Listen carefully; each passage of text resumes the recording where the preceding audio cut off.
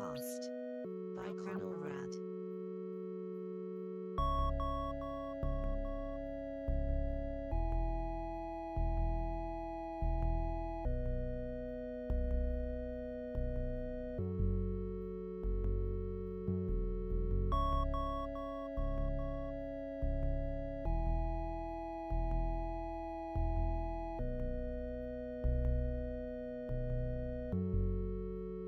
Hello.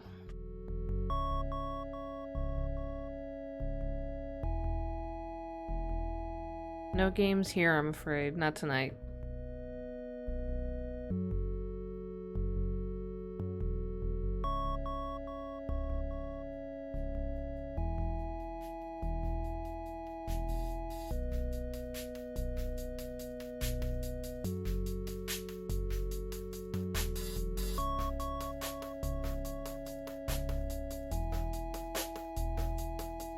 God, why would you insult me like this in my own channel?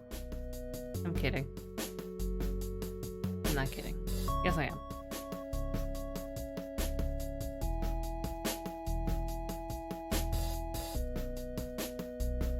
That's alright. It's been raining all day, so it's kind of gross outside.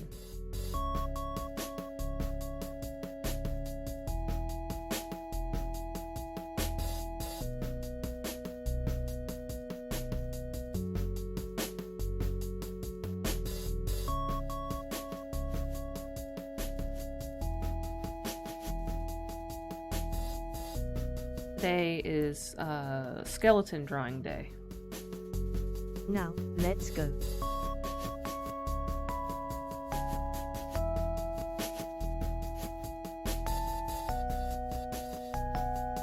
I also have a memorial pet portrait commission that I might get started on tonight. I'm not sure yet. Also, I got an email notification that my subscription for live2D is expiring in 7 days. So, I need to finish that other rig if I'm gonna do it, because I'm not paying for another month.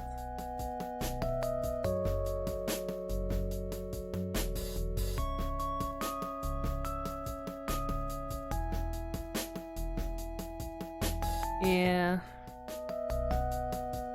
I mean, I guess I understand why all these companies are moving to a subscription-based model, because, you know, people pirating stuff or whatever, but it sucks. I don't like it.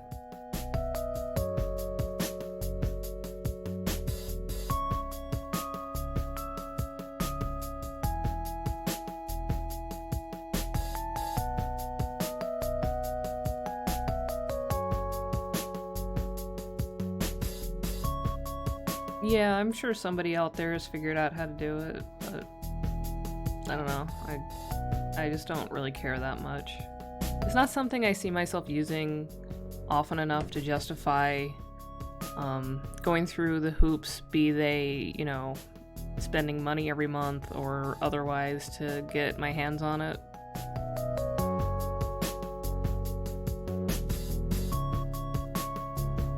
What's the Oculus? Isn't that a VR thing?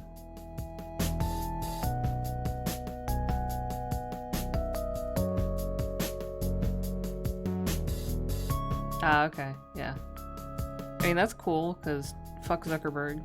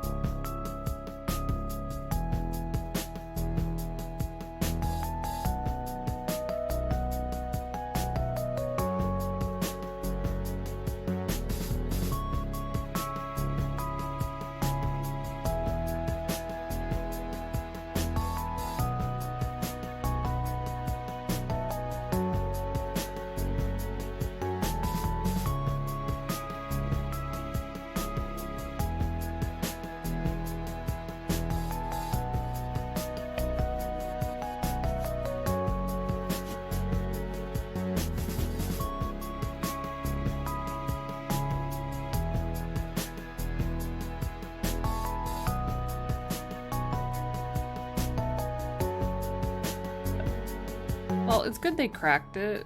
Hopefully that's like accessible to people and not patched out or whatever. Because I don't know much about VR sets, but I know that even the cheap ones are still, it's like a good chunk of change to put down for something like that generally.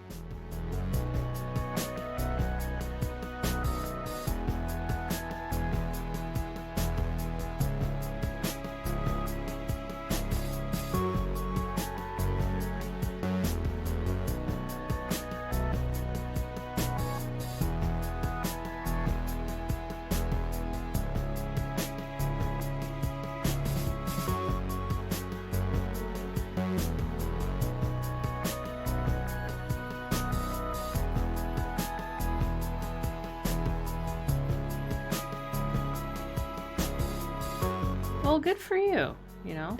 That's cool. They seem like they're pretty fun overall. There's some pretty decent offerings as far as games and stuff. Like, that Alex game. That seems pretty cool. I've watched people play a little bit of it. That one definitely looks like if I tried to play it, it would make me feel very, very, not good. Especially towards the end.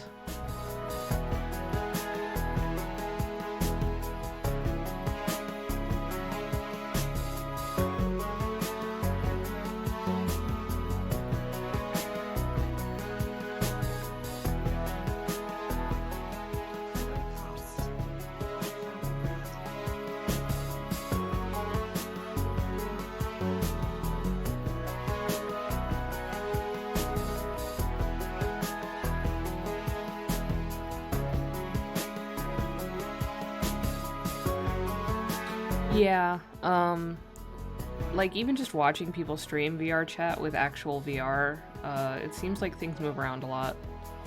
That just might be the way they're moving around, I don't know. I mean, playing it like the PC version, I guess, isn't as immersive, but it's fine.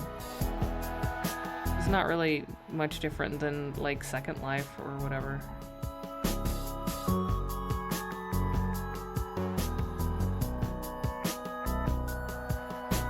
I haven't picked it up yet, just because I'm trying to teach myself how to upload it into VR chat. Because you have to upload it yourself, and there's a whole process, and I want to make sure that I know how to do that before I put the money on it, so I can actually like use it. So I went and I followed some instructions and installed the proper version of Unity. And then I got tired and I went to bed, so I need to like go back to where I left off and finish the process.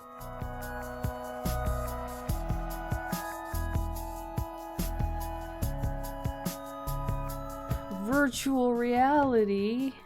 Yeah, like I've used VR chat a couple times, the PC version obviously. It's pretty fun. Like, it's just neat to just chill out with a bunch of people using, you know, avatars. I don't feel like I'm missing all that much from the 3D, or VR rather, experience. It's cool to look at the maps, although some of them are, I don't know, just a lot.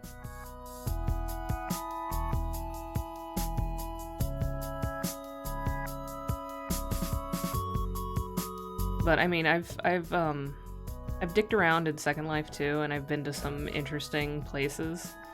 So.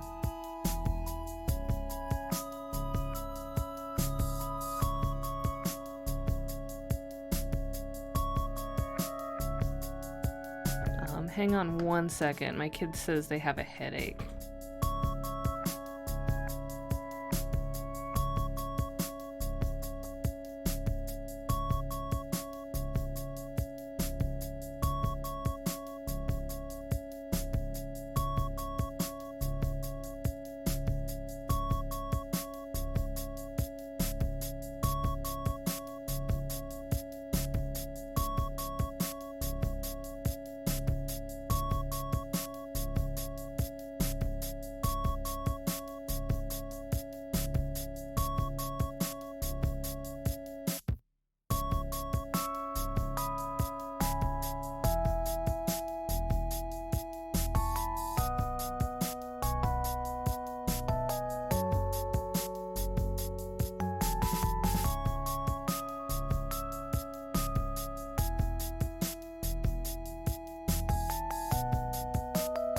Okay, I'm back. My kid has a small headache right now, so I just needed to go check on them. Skelly!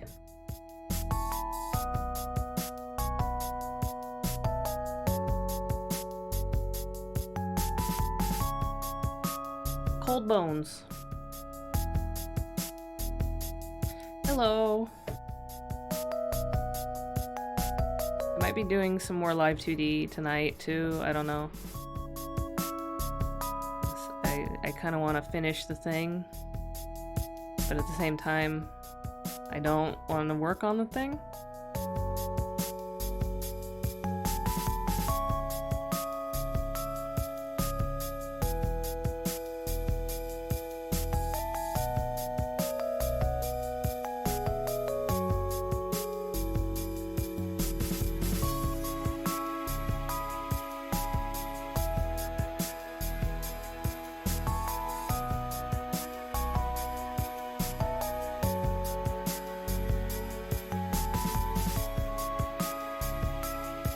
Well, I mean, is it like super special, like unique, or is it, you know, does it follow the basic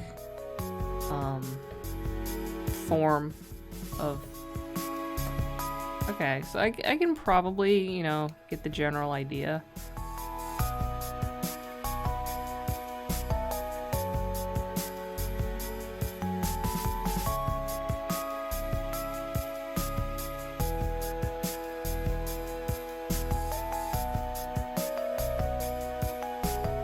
Okay, I mean, if you can just approximate or give me like a hex code for the colors, and then you can just, you know, direct me as I draw it. Scaly jelly.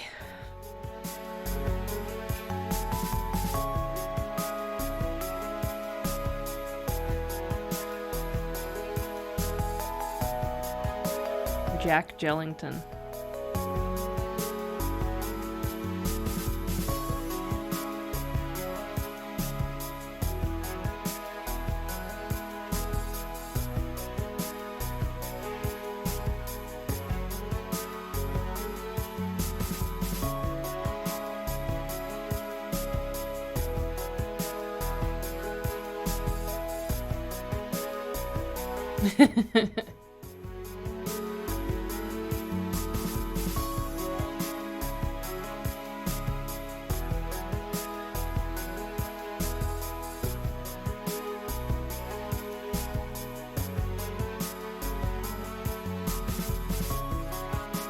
Alright, let me see what color that is.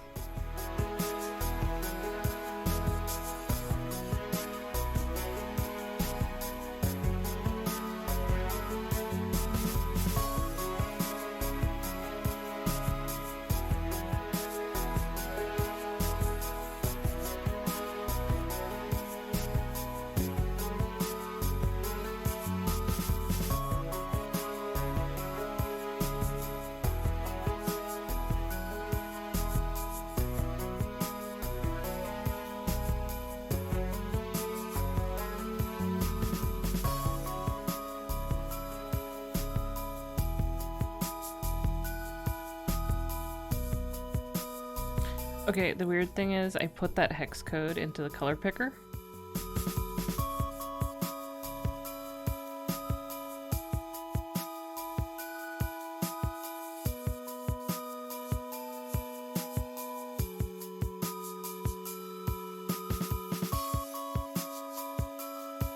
Okay, so now it works. It doesn't like it if I put the hashtag # into it.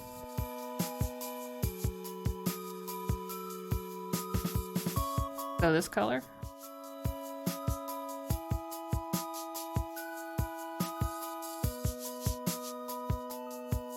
Okay, we can work with that. I'm just going to just swatch that so I know.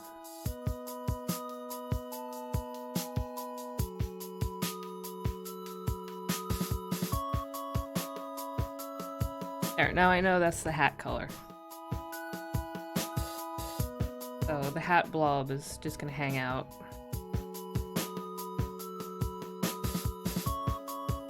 We'll just put it there by the tree for now.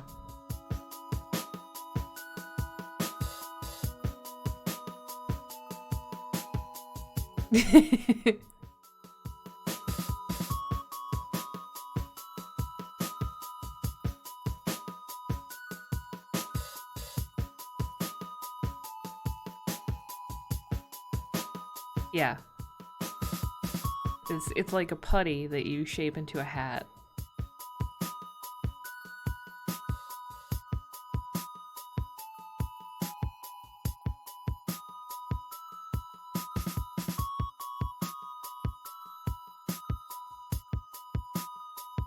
I wish I had hat putty. I don't even really wear hats, but if I had some kind of a non-Newtonian goo that I could just make any kind of hat out of, that would be pretty cool.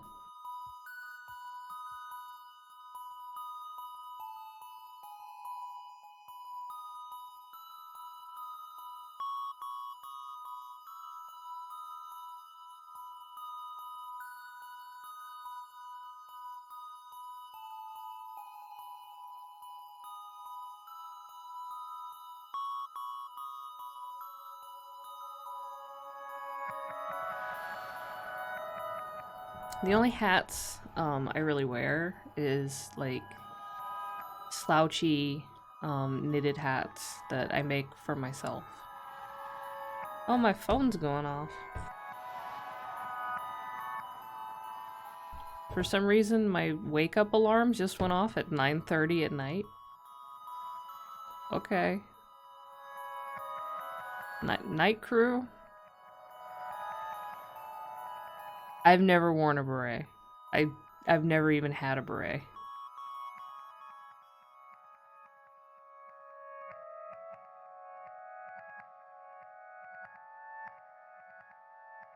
This is Connell Cast by Connell Rad. I think the only hats I've ever had is like baseball caps. My dad wore them all the time, and for some reason I had some, even though I didn't wear them. And then like knit hats, and then I have like a wide brimmed hat, like kind of like a sun hat, but it's all black. And I wear that sometimes outside in the summertime, because you know, the sun and being a goth. But I don't typically wear hats.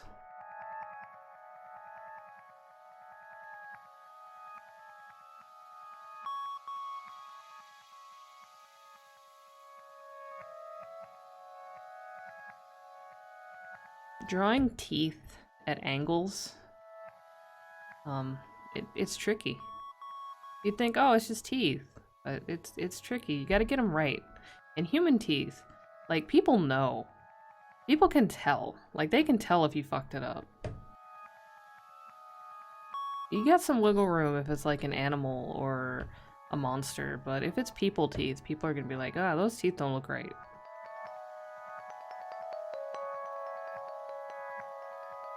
Frog teeth.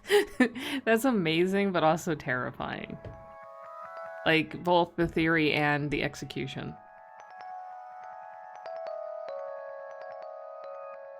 It's great, but it's also like, I would never want to encounter a frog with actual teeth like that.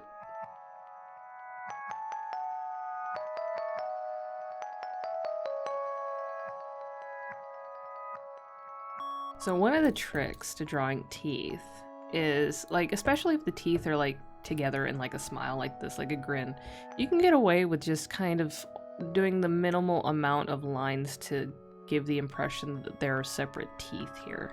So like over here where this little meeting of the upper and lower molars is, I'm not going to do much more than that.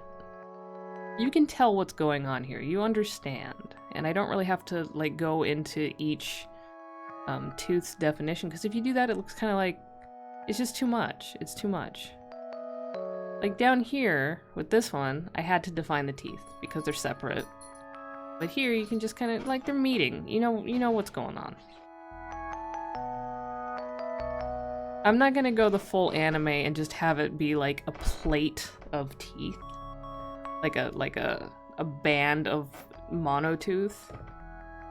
I mean, I could, but I'm not going to.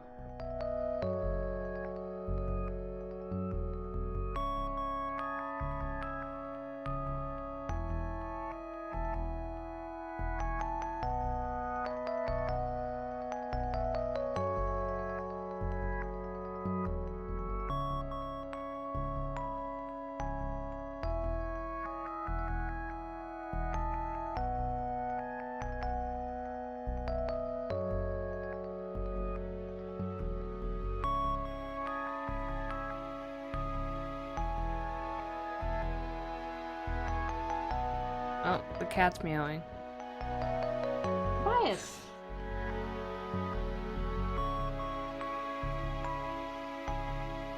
You might hear cat whining in the background. No promises, but it might happen.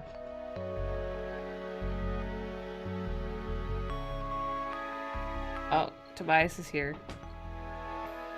Say hello to Tobias.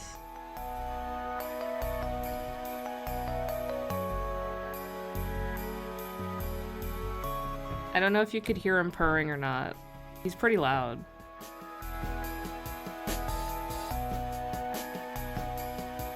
He's very happy right now because he's getting attention. Yeah. Sometimes you can, sometimes you can't.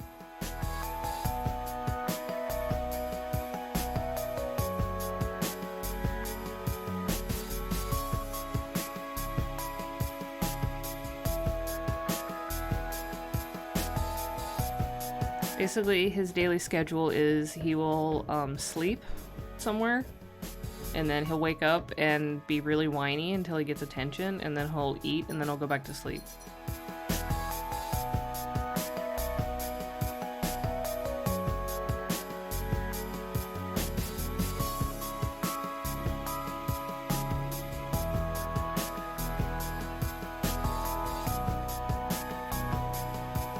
And today, he had the zoomies real bad. Like, he was making a whole lot of noise, throwing himself onto chairs and off of chairs and running across the house.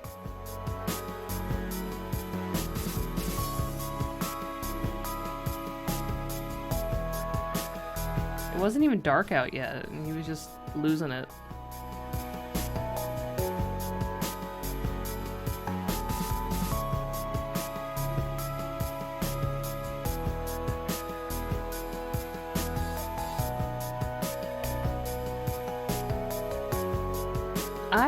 I want to say so. Like, sometimes my cats will seemingly chase nothing. And I want to think that they're imagining something. And then, I mean, they can dream. So obviously their brains have the capability of creating physical scenarios.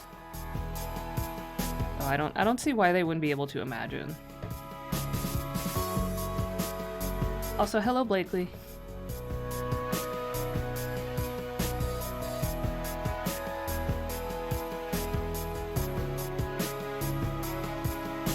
Yeah, cats... Some people say cats can see ghosts and stuff. I think cats just have very vivid imaginations.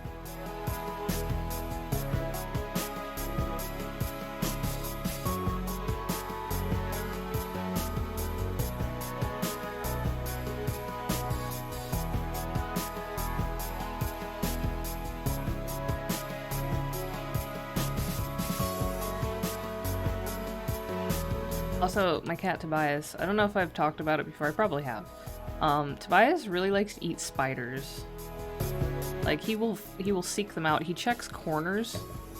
Like, he'll paw at dust in a corner and see if anything moves so that he can chase little spindly cellar spiders and eat them.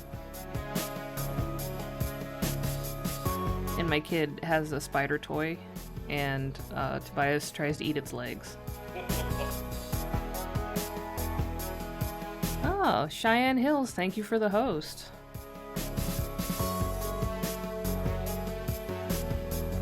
Yeah, your landlords can hire my cat as the spider eliminator. He also hunts wasps, and then the wasps bite his lips, and then he gets real mad. Like, gets stuck, like the jaws of the wasp get stuck, like they clamp down on his lip, and he like flips out. He's like, oh god, what is this? And then he gets really mad at it. He's a big himbo cat that eats spiders.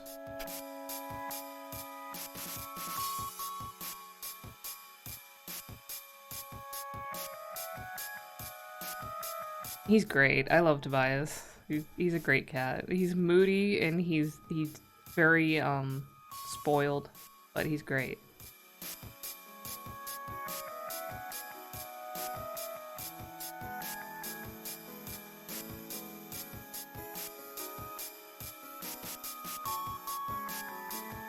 Rats and flies. That's a great combination of prey. Because like rats can get pretty big, but flies are pretty small, so it's like a good gamut of sizes. I like animals who give themselves jobs even though they don't have to.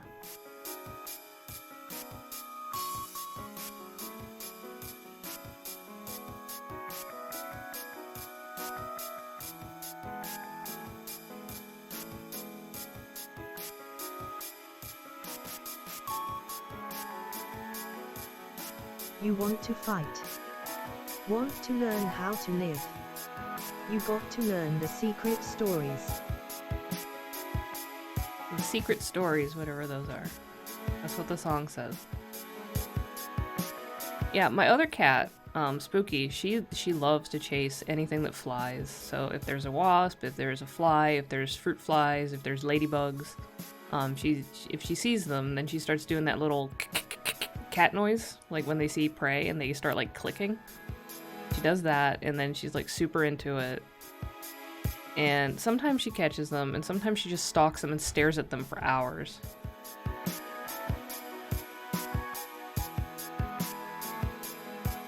But it's funny because she sounds like she's broken when she makes that noise. I mean, she kind of sounds broken anyway. She doesn't know how to meow properly.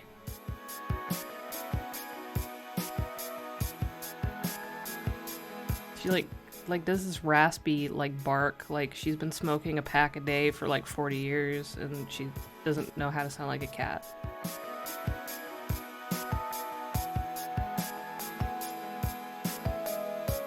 So I am gonna draw the Ushanka, but I'm gonna do it later after I've got all the other stuff. And I'm assuming Skelly isn't wearing any clothes other than the scarf, so it's just gonna be naked bones like for the arm.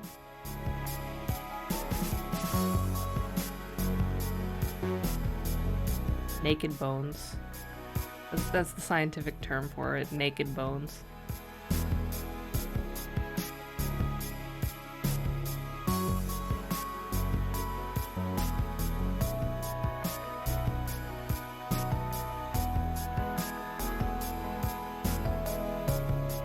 Well, yeah, I mean, either you have wrapped bones, which could be like a mummy, or it could just, you know, be like if you put clothes on a skeleton.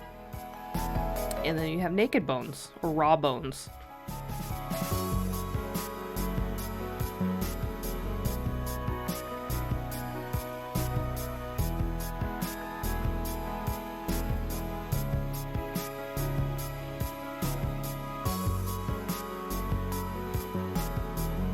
Organic bones, even though technically all bones would be organic. To be honest. That's a good one.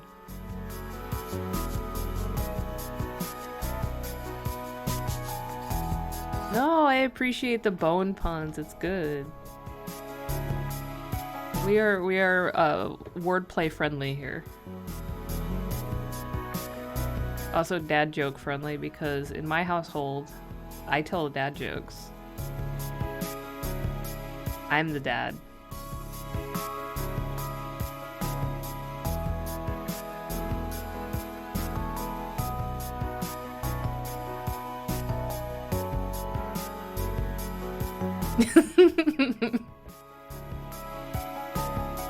There we go.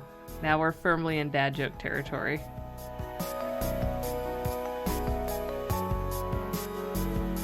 No, don't stop. It's okay. I'm giving the streamer's pardon here. I don't know what you would call it.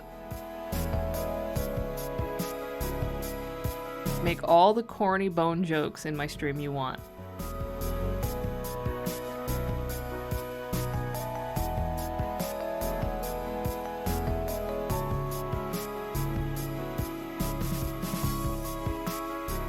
Folks. What about Gene Bones Jones? The corn bone. Oh god, I miss Jenna so much. I miss Jenna. I miss the corn bone. This is Conrad. Stick with this one. It's going places. Okay, so I guess here this is gonna be ribs instead of like a parka or whatever. So I should probably get reference of ribs. I mean, if you think about it, most of the videos where Jenna is trying to make something end up being something of a disaster, and that was really the charm.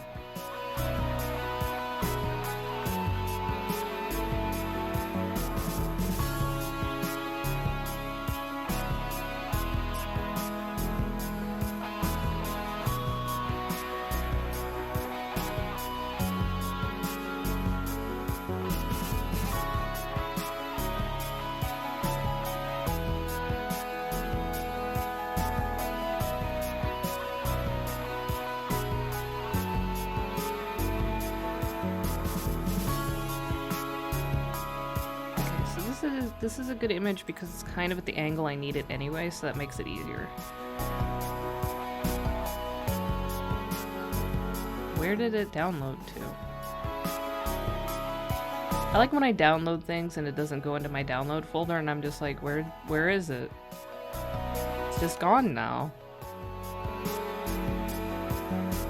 Okay, there we go, I found it. It's the window itself is called Subview, and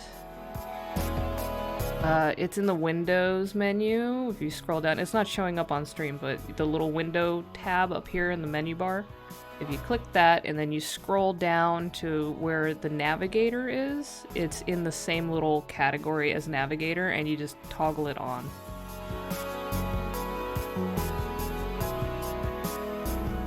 Okay, so basically what I'm gonna do, because this is just a skeleton with no meats, it's meatless, not vegan, but meatless, vegetarian skeleton.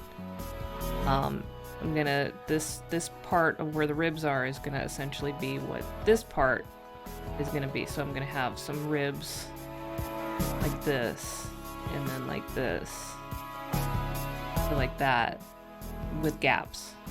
So. Like the ribs. The baby back ribs.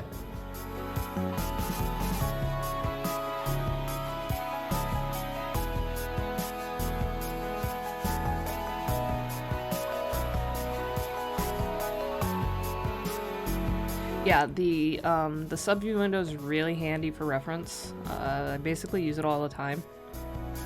Also, you can color sample from it, you can zoom in and out, you can rotate it if you need to. I don't know why you would need to, but you can. You can mirror it, you can flip it upside down, you can have a whole bunch put it up at once and then you just kind of click through them, like that. There's little arrows and you can click through them. You see I got a whole bunch from different things. And then you can open up more from a little folder thingy here, and then you can delete ones you don't need anymore with a little garbage can thingy.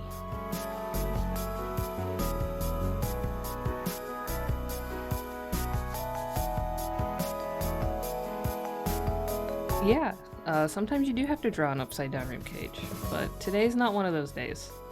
Not for us anyway. Maybe for somebody out there. But yeah, Clip Studio is super cool. I like it a lot. If you want to draw on the computer and you have $50 or $60, and my cat's making noise, or if you get it on sale, and it goes on sale like once a quarter, so about every 3 to 4 months, so about 4 times a year. It goes on sale for anywhere from like half off to sometimes like 70% off. Thank you for following, Blakely. And you can get it for super cheap, and it is totally worth the price. I'm not, like, if you can find free software and open source software, that's great, like Kryda's great and all that, but I really do think that Clip Studio is worth the cost of admission. And if you do animating, I would say it's probably worth, unless you have like dedicated animation software you really like, it's worth getting the upgraded version of Clip Studio. Because in the lower level version, you only have, what is my cat doing?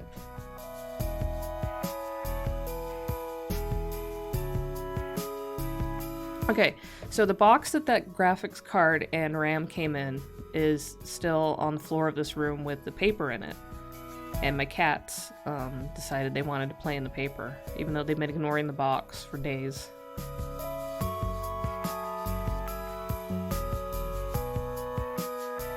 Yeah, animating in Clip Studio is, I would say, it's similar to doing like old school like paper flip animation, where you have one frame per sheet of paper, essentially, except you're doing it on digital layers that you can change transparency and use as like an onion skin. So if you're at all used to old school style paper animation, then it's essentially that. And there's nothing wrong with that. I know there's more streamlined methods nowadays and dedicated softwares for that, but I mean, if you're just doing some small animations, then Clip Studio is fine.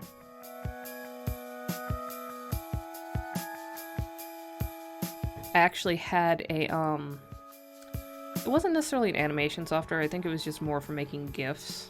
I'm not gonna say GIFs. It's not peanut butter. Way back in the day, like in 2000, 2001. And I actually used it to make animated GIFs, and it was very similar. Like, you just loaded up individual image files in a sequence, and then changed the time delay between each one, like how long it would take to switch to the next one, and that's how you made animations in it. I'm kind of used to that process, and honestly, having it done like layers where you can actually see the one underneath the one you're working on is really, really helpful. See you next time and take care. I haven't used like Toon Boom or whatever those other ones are, because it's not really my focus, so I don't really know how those handle it.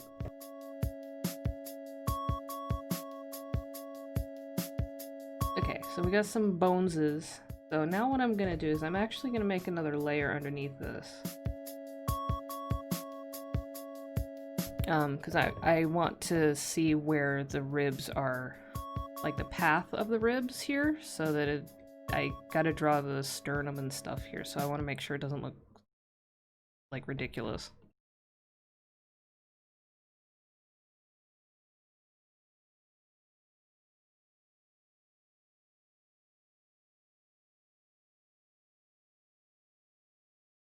Yeah, I mean, that's fine. I used to do that before being able to right-click on a layer and duplicate it was really a thing. Also, there's no reason I would want to be just wholesale duplicating a layer for an animation. I'd probably only be doing like a section because I'm going to be changing it between the frames. But I can see how that might be frustrating for some people.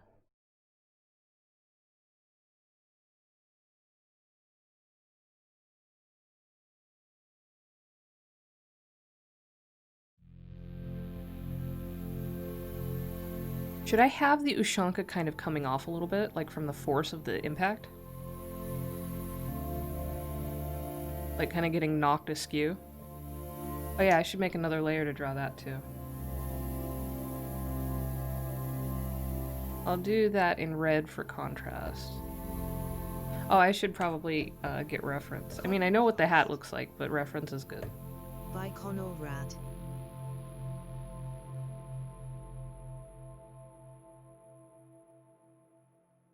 Hello everyone. This song is quite up-tempo. You want it with the flaps down, probably? I really like it though. I would dance to it, but as a robot voice without legs. Unfortunately, that's not really possible. Anyway, let's go.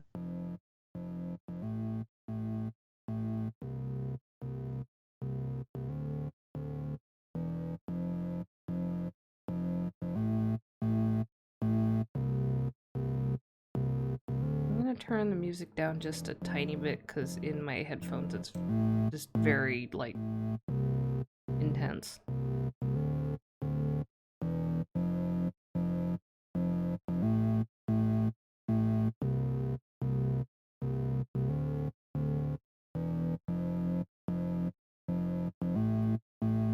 Alright, so you said it's one that's fabric and not mostly fur, right?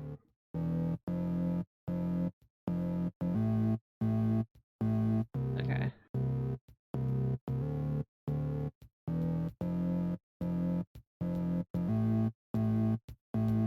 I saw one that has, like, pockets on it.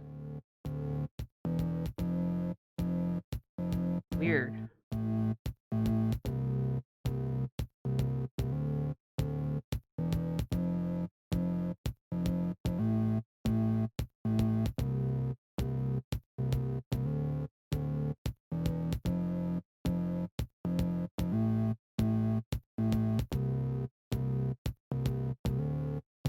I don't think this one has pockets on it, but I saw one that did.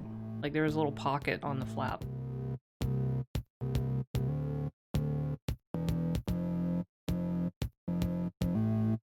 Chronocast by Chronorad.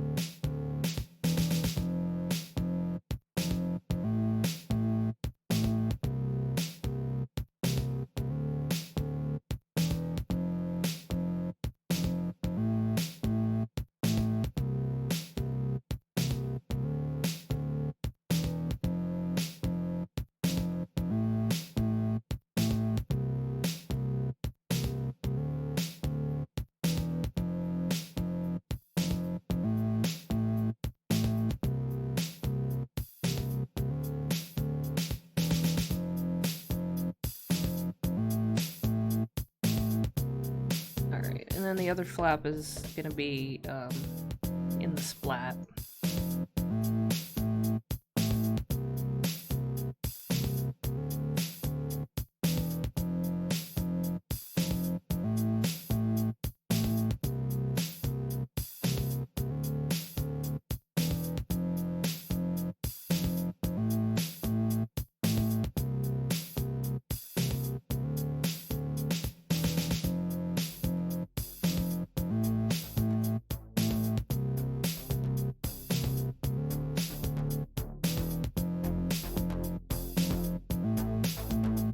Splat flap. Everybody's got one. Don't be ashamed.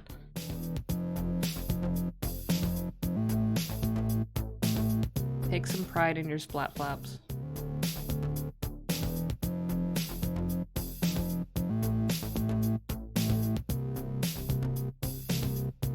Now, let's go.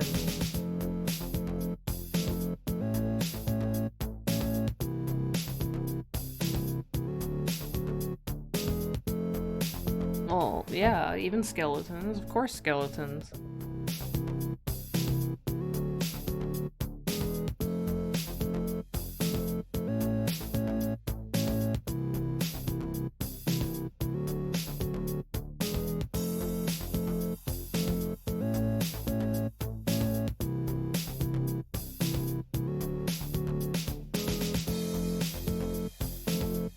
Oh god, it's still doing the voting thing? I hated that. It's over. Don't they know that?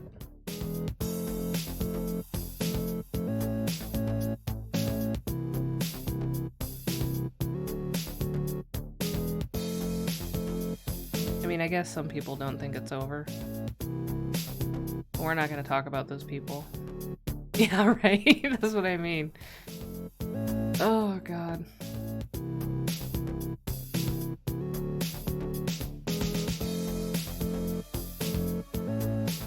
Sternum's probably around here. This. And we have more ribbies. They're gonna be going over here. And then there's gonna be a collarbone somewhere around here.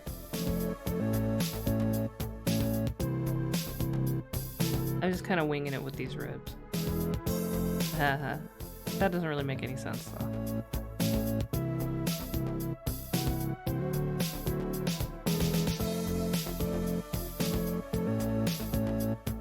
Okay. Most of it's covered up, so it doesn't matter that much. As long as the idea is there and people understand basically what's happening, that's what's important.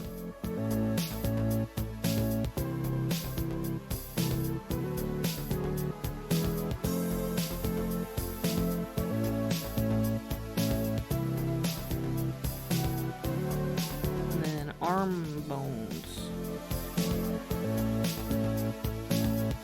Arm bones.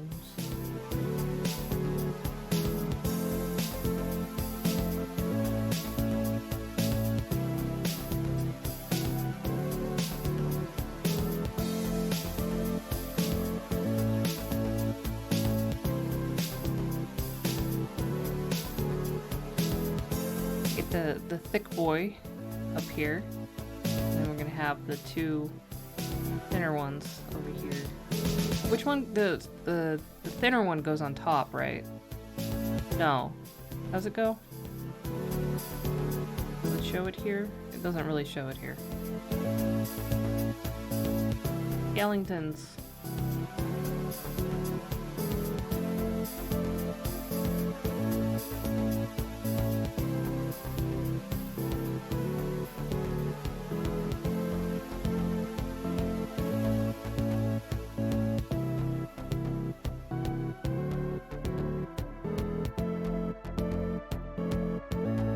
They're both similar thickness. The one on the bottom is straighter though. Imagine being a straight bone.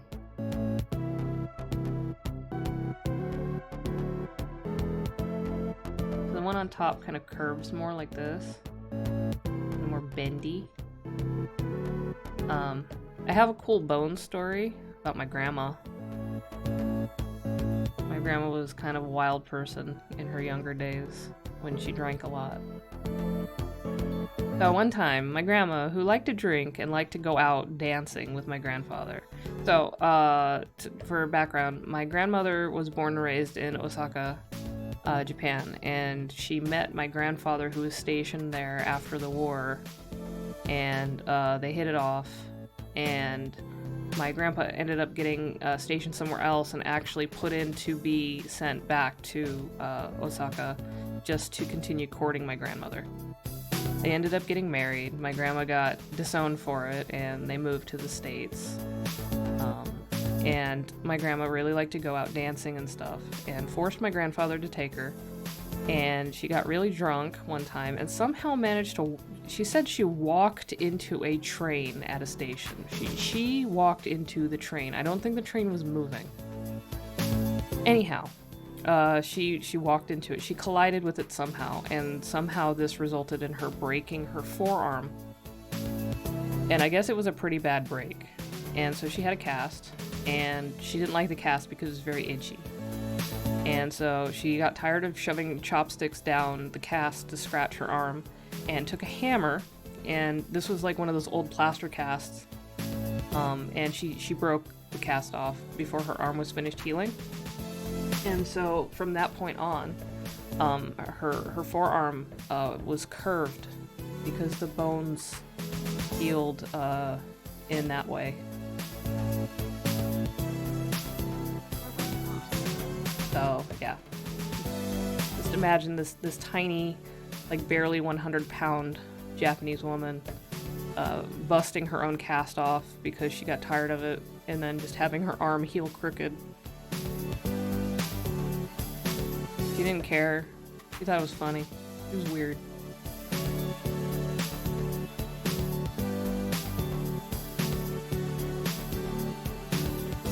So that gives you just a little bit of an idea of the kind of people that I descend from. My grandma liked to wild out a lot.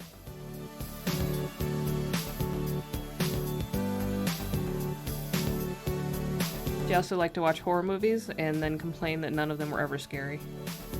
Like back when those horror movie channels first were a thing and they were like hella expensive on cable. Like, she subscribed to like all of them and then just constantly complained that none of the movies were scary.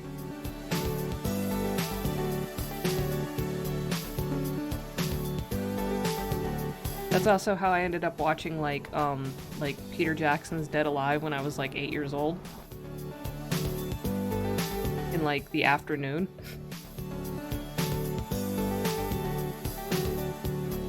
Oh, wait a minute. Yeah, there's scarf here, so I don't need the rib guidelines anymore.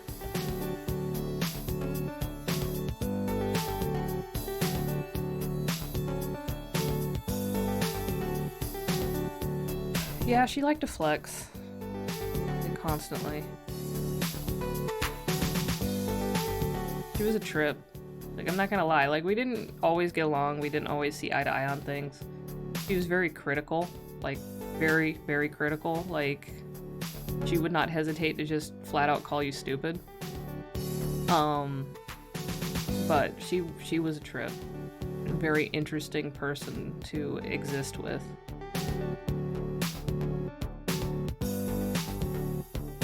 She also refused to teach me Japanese because she didn't feel like it, and she told me I could learn from the TV.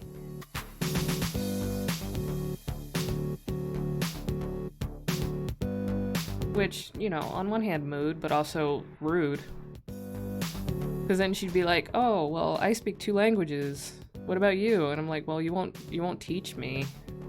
And then she'd tell me to shut up. Sorry, it's funny. It's funny to me. It was funny at the time, but I was also mad about it, because it's like, well, you know, you could just teach me instead of me having to, like, find, like, phrase books and shit. But it was like, no, I don't want to. Watch TV and learn like I did. And it's like, you were immersed. You learned through immersion. You didn't learn from the TV. Knock that off.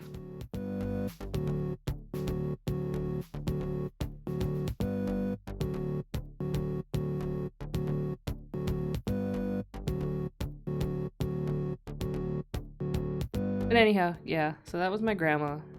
She's from Osaka. She came from a relatively wealthy family that apparently traded in like textiles, and her childhood home was so big that the Americans thought that it was a munitions factory and bombed it.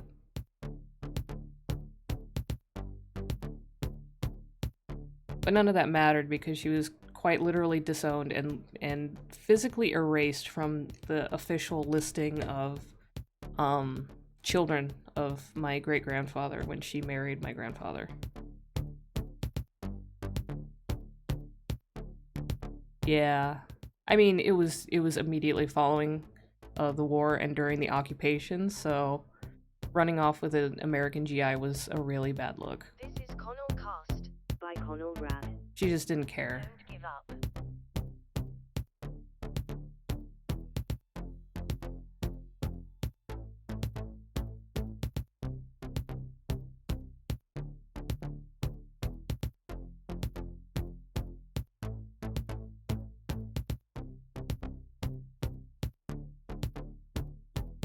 She was also very good at cooking, and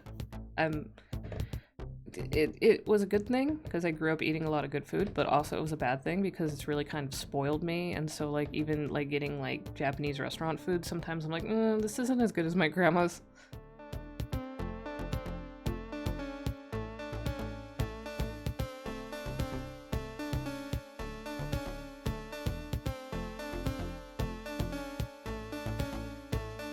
Alright, Blakely. Good night. Thanks for stopping by.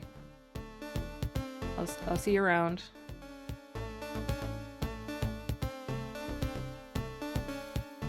Oh god. Ugh. And then the little Sargento like snack pack off to the side. Oh my god. I mean, I know there's a lot of like weird like dragon rainbow rolls and stuff where they just slather it in like sriracha mayonnaise and stuff, but ranch is too much. And I like ranch, just not with sushi. Please don't. I'm not against fusion food if it's done well, but there's no reason you should be dipping your maki into ranch dressing. There's just no reason for that. Maybe if you hate yourself a whole lot and you're punishing yourself. But that's not fair to the food. That's disrespectful to the food.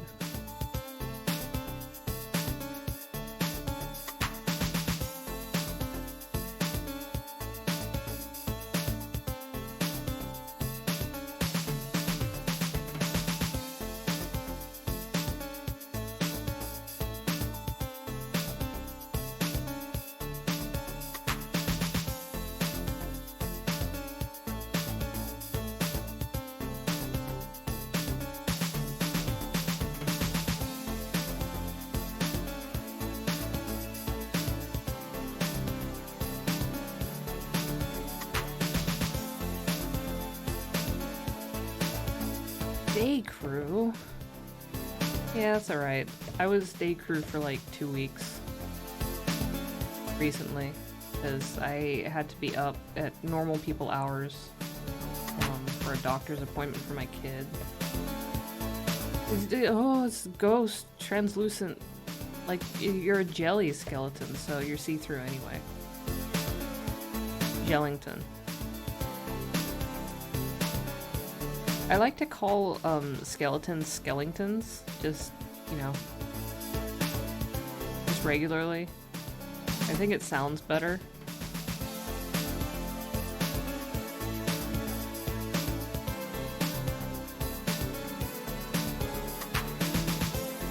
I don't know if Disney put that out, right? I don't know if Disney has copyrighted skeleton. They probably have, but I don't care. Fuck copyright.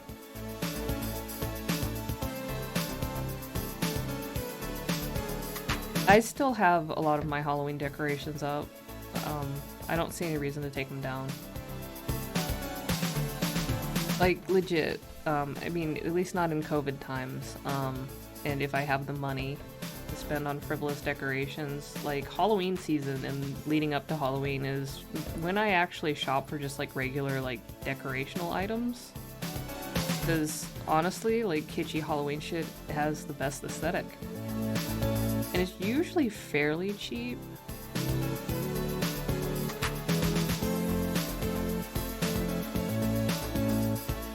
Oh, see, I wait until like December 1st to put up my Christmas decorations, and then I leave my tree up until like April because I just don't feel like breaking it down because it's a fake tree.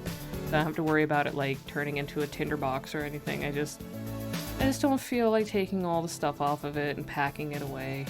So it just kind of sits there. And then sometimes we'll still plug it in at night just because it's pretty.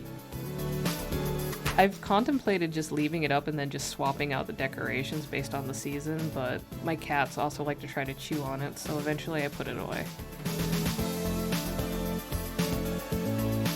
Yeah, last year I waited until, I mean, I was also just like frazzled because, like, you know, watching COVID slowly spread across the globe from January until March. I wasn't really thinking much about my decorations, to be honest. And then I think it lasted until like the first week of April. And then the year before that, I think I took it down before March, and then the year before that, it was up until June.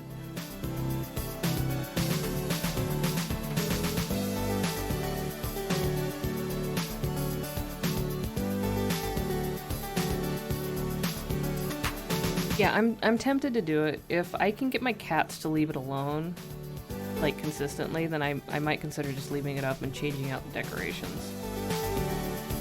They've gotten better about it. They don't fixate on it all the time. It's just every so often Tobias will be like, "Oh, hey, what's this? It looks like a plant. I'm gonna chew on the end of it. Oh, it's wire. Oops." He's not the brightest cat in the world.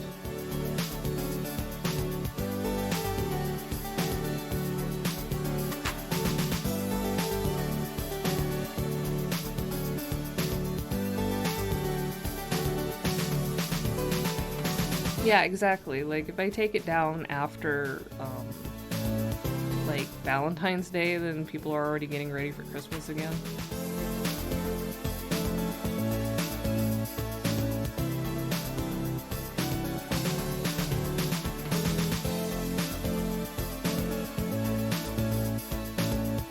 I mean, part of it's also like my kid really likes Christmas trees, like the look of them, so you know, I'll just be like, oh, you know, I'll just leave it up another week. Leave it up another week. Leave it up another week.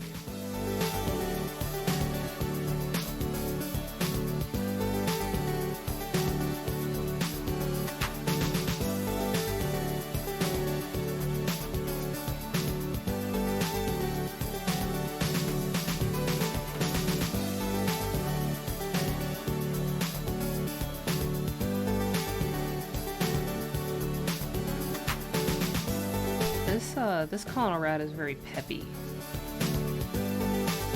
I've mostly been playing like the more chill ones, but this one's very like energetic.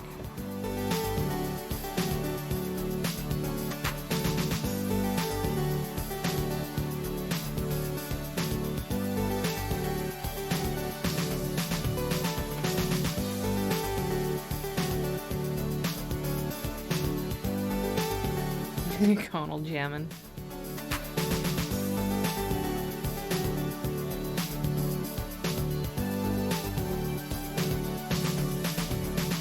Oh yeah, throw whatever music into the music channel, because I promise you, if you link it here or just tell me about it, I will end up forgetting.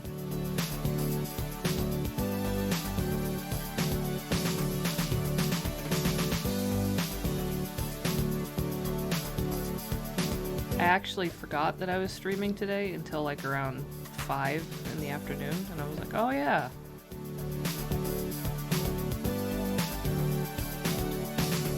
I think I did, but to be honest with you, I might be misremembering.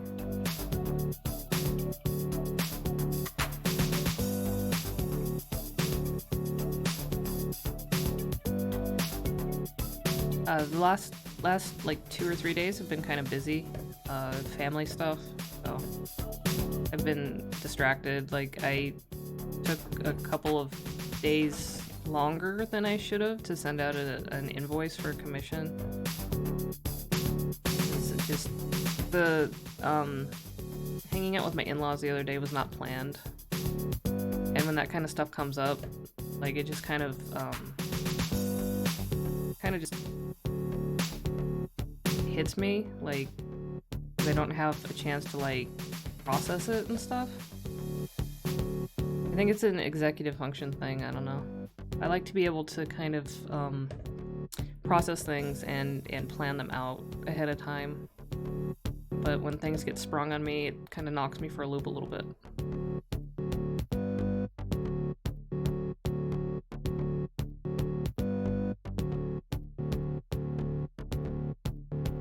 Oh no! Has the tracking said it's been held up or something? Can you contact Redbubble? That was a while ago, it should have shown up by now. I mean, I think. Maybe they're having delays or something, I don't know. And then they have the audacity to send me an email like, oh hey, our sale is ending soon. Ugh.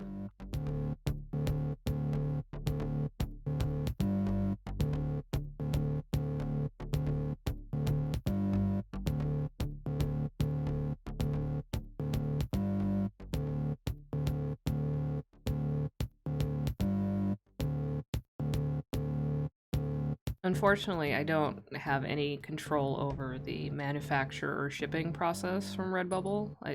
There's no way for me to look into it or anything.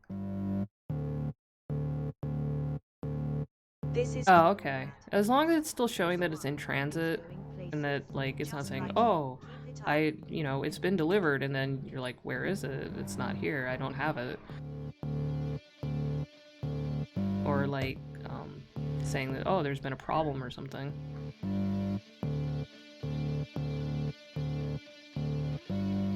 Yeah.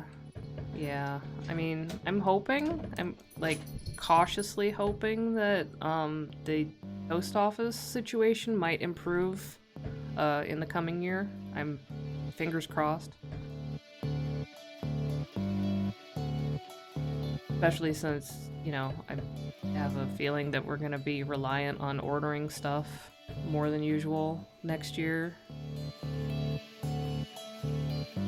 Oh yeah, I love it. I absolutely love it. If anybody that gets something, like even if it's custom artwork or it's merchandise from Redbubble or whatever, I love getting pictures of that stuff.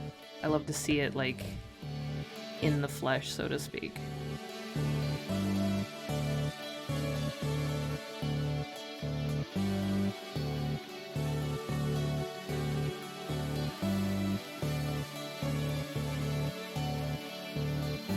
Why am I defining the teeth even though they're gonna be obscured by a piece of snow? I don't know. I don't know. I just am.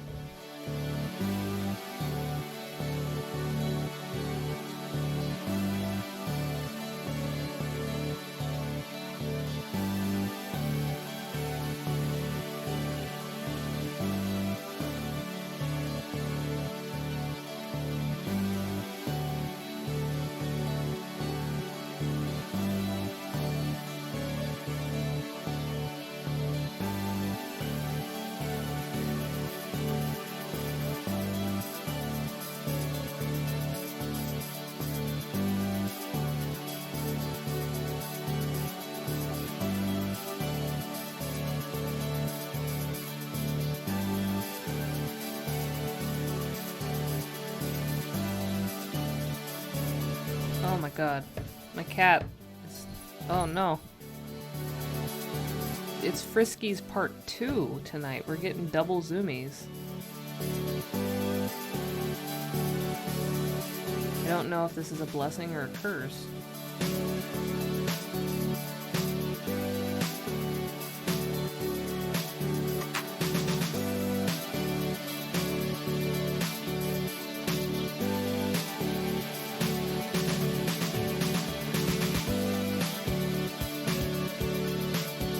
I will be right back. Just 1 second. I want to go check on my kid's headache and see how that's going.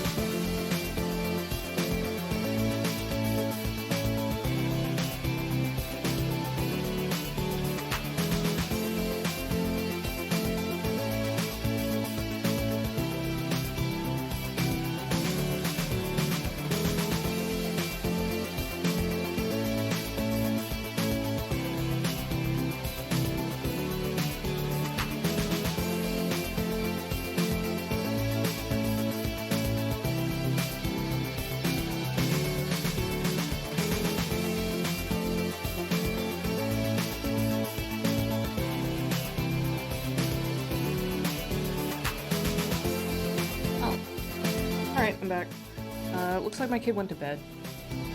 So hopefully they will sleep off the headache.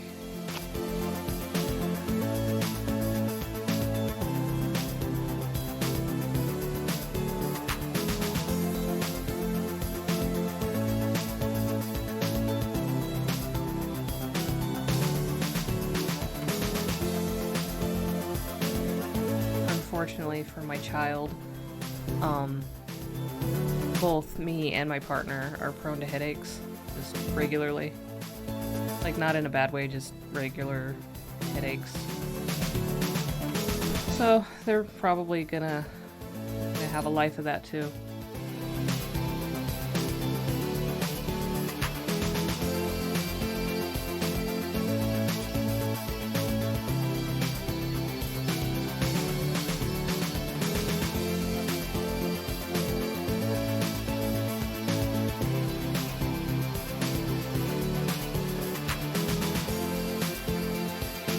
Oh yeah, I have it set to auto blink instead of tracking blinking.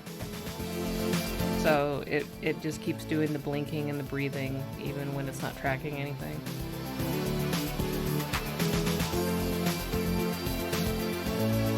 I've noticed blink tracking can sometimes make the eyes do weird things with face rig. I notice it a lot with other people's models. So I just decided to put it on auto blink instead, so it looks a little more natural, ironically enough.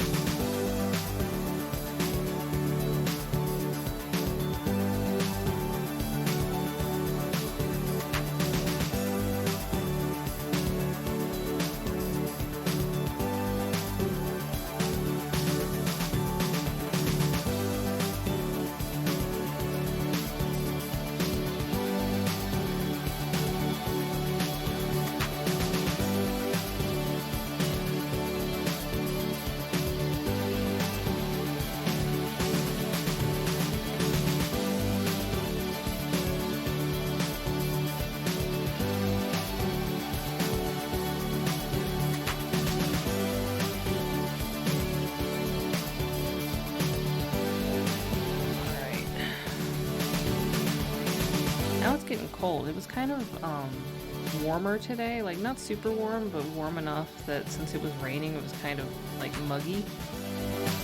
And now that it's dark and I think it's kind of cleared up a little bit, it's getting cold. Now my feet are cold.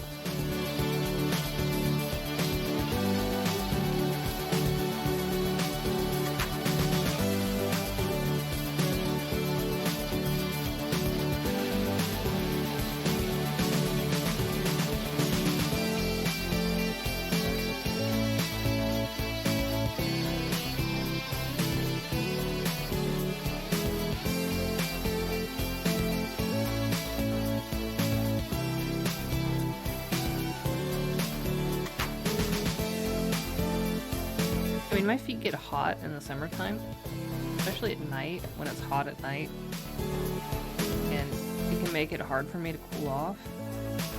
But as soon as it's not like over 75, my feet get cold.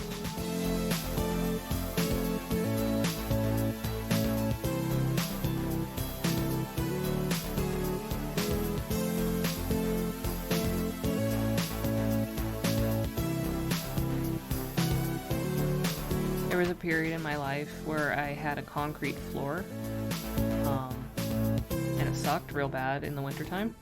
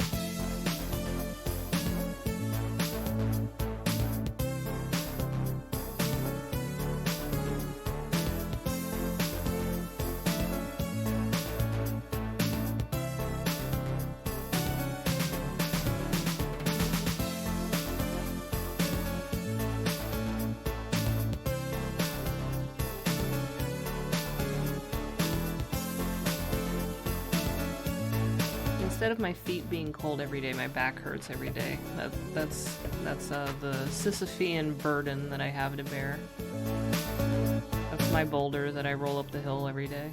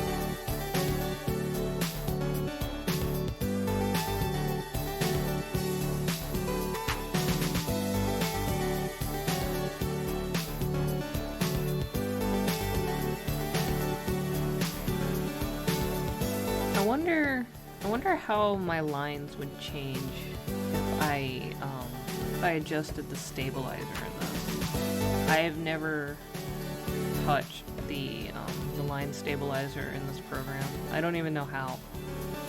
So I wonder what would change if I did that. I wonder if it would be good or bad.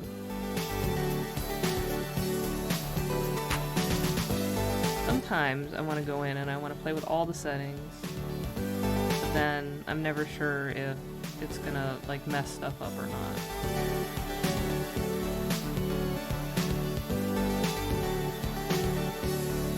Yeah, I don't do long strokes.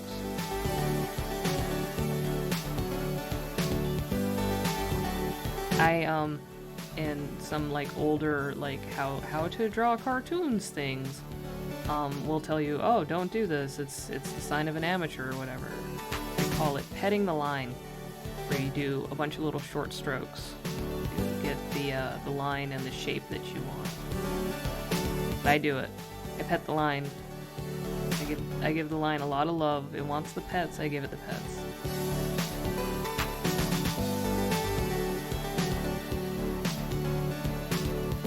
But that's how I build up line weight and density. And get them just the way I want them and going in the right directions.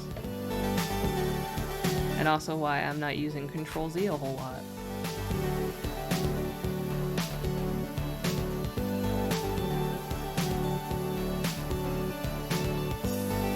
Oh yeah, no, I mean, these are like tutorials like, hey, you want to get your first start in learning the basics of drawing.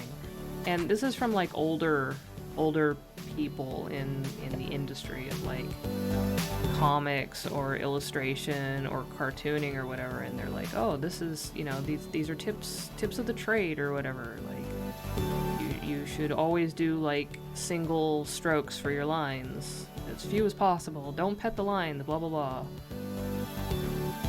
I mean, obviously you don't have to do what they say, but it's supposed to be like, you know, here's some tips to get you started. Cast is free. Kind of like how in all those how to draw manga books, they're like, oh, every character should be 7 heads high. I never measure by heads. Some people do, and it works for them. I don't. You know, you do whatever. You learn from all different kinds of things, and you just kind of smush it together like a casserole of tips and tricks, and turn it into something that works for you.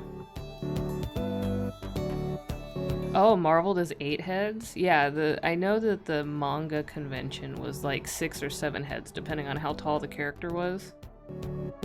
And then, like, if you're doing like chibis, it's like, oh, do like 4 or 5 heads or something. And I was like, I'm not doing that. Nah. I don't feel like doing that.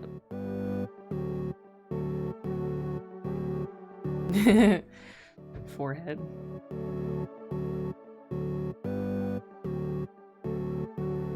I mean, if that's what somebody wants to do, if it works for them and it helps them get a consistent proportion for their person, for heights and whatnot, and that's cool.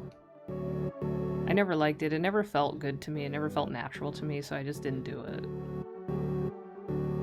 But I also can't necessarily say that people I draw are always the most consistently proportional, because they're probably not. But at the same time, I'm not trying to draw like anatomical studies of people. I'm just drawing characters that don't exist in our meat space anyway.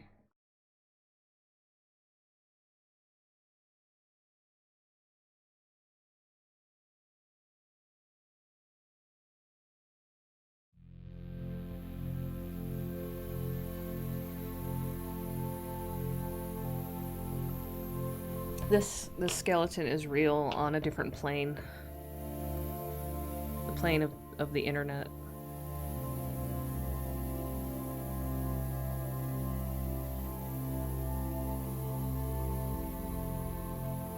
The unholy network we're all plugged into.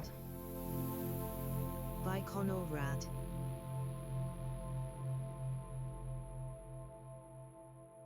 Hi folks. Welcome to 2020. This is something that This is a cursed track. This is a start of Hell Year before anybody knew it was Hell Year track. Hope you like it in any case. Let's go. Simpler times.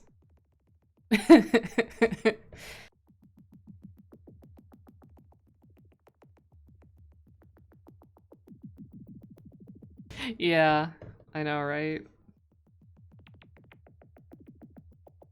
I want to know what the last Connellcast track of the year is gonna say about it.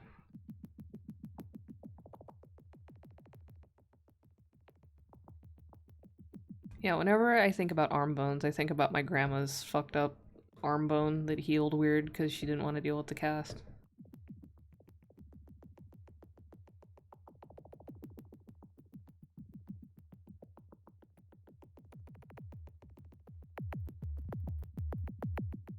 And then my dad had screws in his knee, and I think at some point he was supposed to have them removed and he just didn't.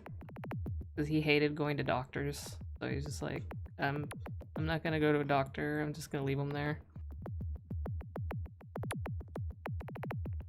The screws, also a result of alcohol influenced activities. Basically, my dad was hanging out with his friend at his friend's garage, and they were drinking, and I guess my dad had too much and got a little rowdy, and they ended up kind of having a little bit of a scuffle. And the friend, who's like this 6'5" Texan, basically lifted my dad up and slammed him down on the concrete floor of the garage and like shattered his knee. So that's why my dad had to have screws put in his knee. Yeah, some wild folks in my family doing wild things, getting into trouble, and now my cats are doing it. What? God damn it! Now I'm kind of regretting having the cat tower in this room.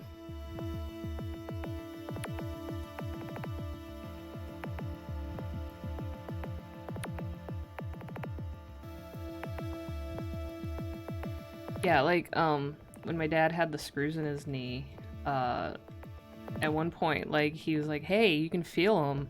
And then he had me feel his knee, and you could feel the screws through the skin. And I was like, whoa, that's pretty cool.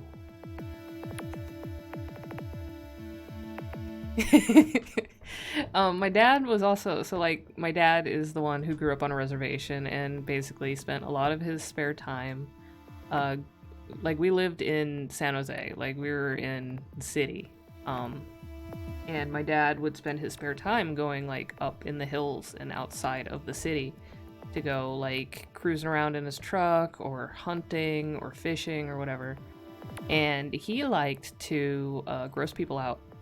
The one time he was fishing with his buddies, and they were all drinking, because, you know, you bring beer when you go fishing. If it's a proper fishing trip, you bring beer.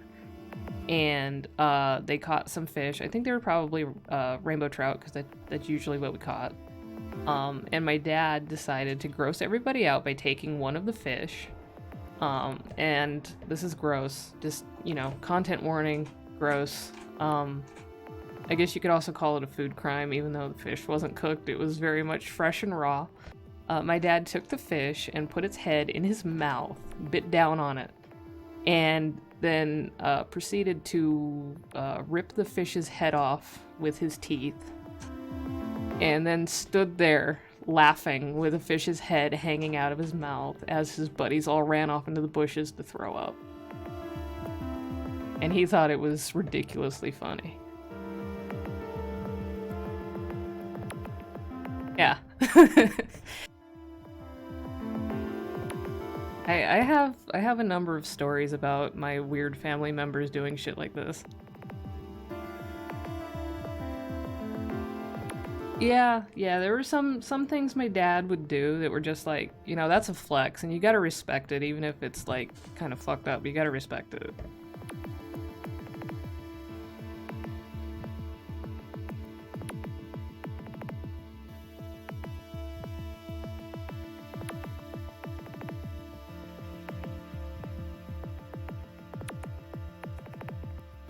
But yeah, he was just standing there chuckling the whole time. It was very amusing to him.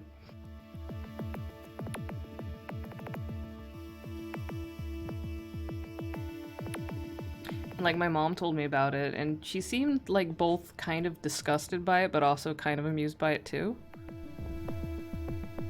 And the thing is, my parents like really did not get along, like from the start. They never got along. I don't know why they got married. They didn't get along. They were only married for about 5 years. I don't know what the point was, but yeah.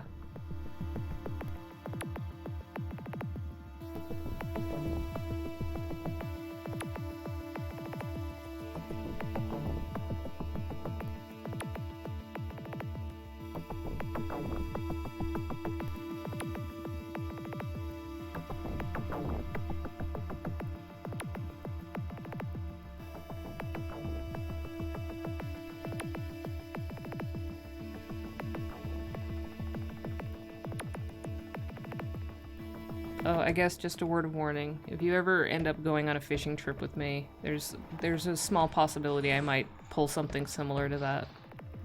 Although maybe not, because I don't want to put a raw, freshwater fish in my mouth. You don't know what's on that fish.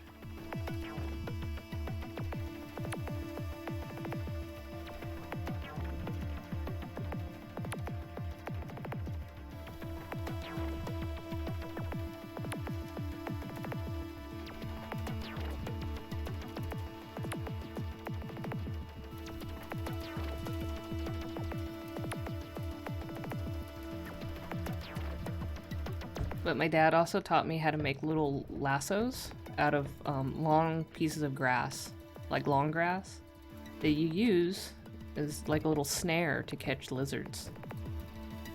You loop it around the lizard's head, and then when the lizard tries to bolt away from you, the snare tightens, and you got it on a little leash. And then he also taught me how to catch grasshoppers to use for fishing bait. And also how to clean fish once you've caught them. He also used to catch rattlesnakes and keep their skins and their rattles.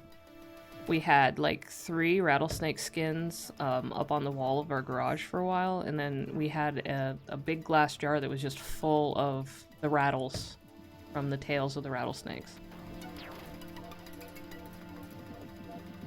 I don't know what happened to those things. I wish I still had them.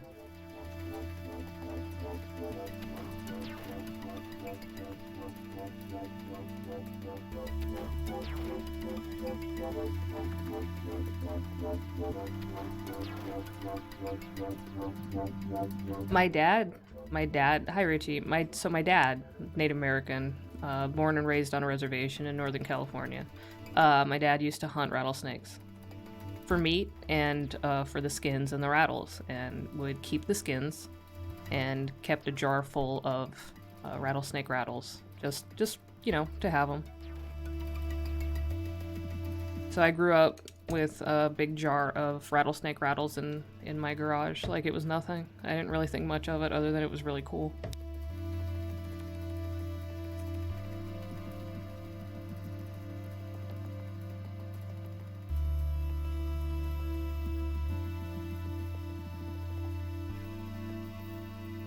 Yeah, I mean, I figured that people stopping by are probably gonna, you know, catch like the tail end of a weird conversation topic.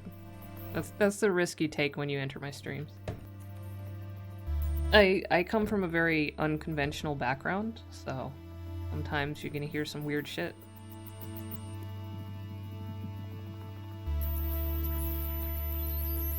Okay, I think the lines are mostly done. We've got the hat, we've got all the boneses.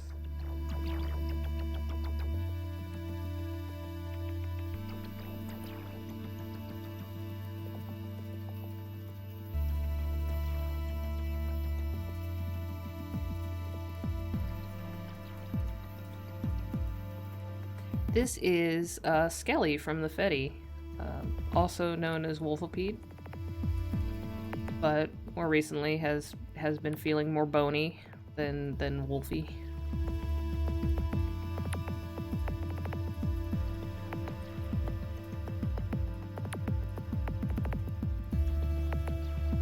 Skeleton jelly, skelly jelly, skelly, jiggle bones. They used to have, back in the 80s or very early 90s, when Jello Jigglers, they used to really advertise Jello Jigglers. They had a set with, it was like, I don't remember if they were molds or if they were like cookie cutters, but it was like bones, like Halloween themed or something. So you can make Jello Jiggler bones, you make jiggly bones. That was my favorite one. Like, my mom liked to make stars and stuff, but I like the bones.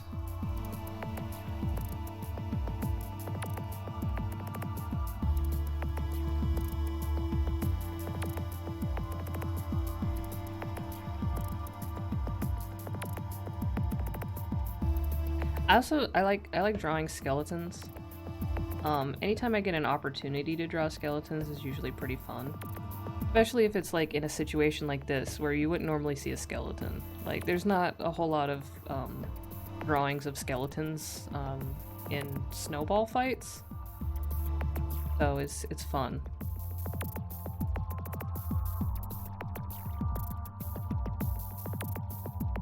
Well, yeah, I mean, other than like a skull or a whole rib cage, like the femur is probably the most recognizable bone on a person. It's so big and it has such a distinct shape.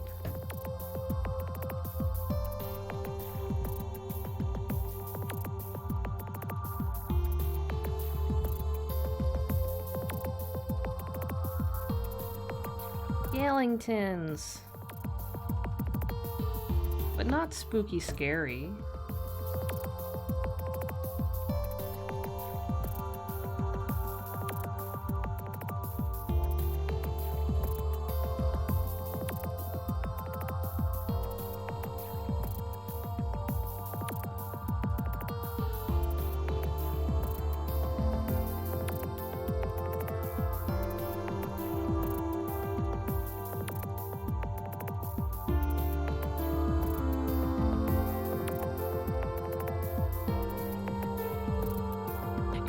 Yeah, I've watched some Among Us and I noticed that when people get killed, it's just like this single bone sticking up out of your meat cylinder torso. But I mean, you also don't have arms, so I guess it, you know.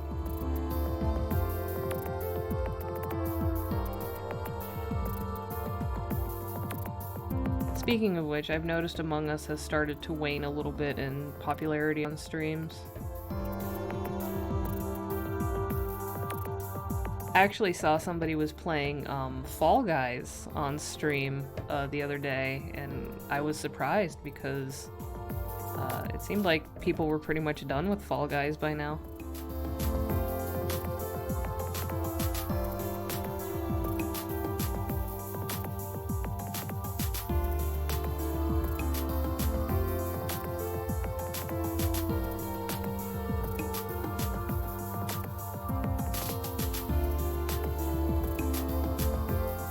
I admittedly haven't played Among Us yet. Just because when people first started, I know it came out a couple years ago, but when people first started jumping on it for like streaming and stuff, I heard a lot of bad things about, not about the game itself, but about the experience of playing with, you know, random pubbies, basically. That, like, games would devolve into people literally just screaming over the mic or whatever, and generally just being kind of unpleasant. And I was like, I don't really like that.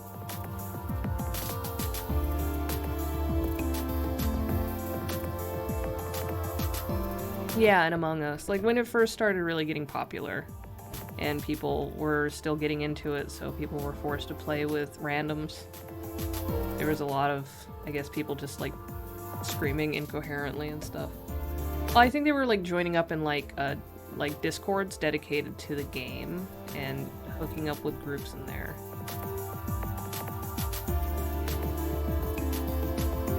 I don't know. Like I don't play it. I don't know what these people were doing or who they were like teaming up with.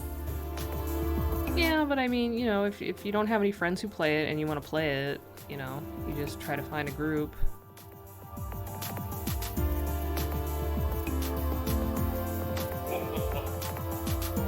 Oh, Lonan is hosting. Thank you, Lonan.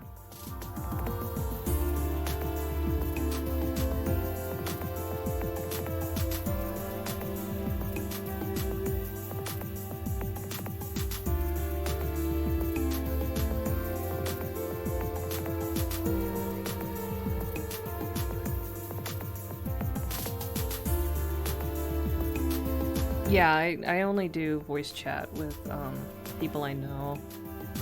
And usually only if it's like necessary. If it's a game where I don't have to be talking on voice chat, I'm not gonna talk on voice chat, even if I'm listening.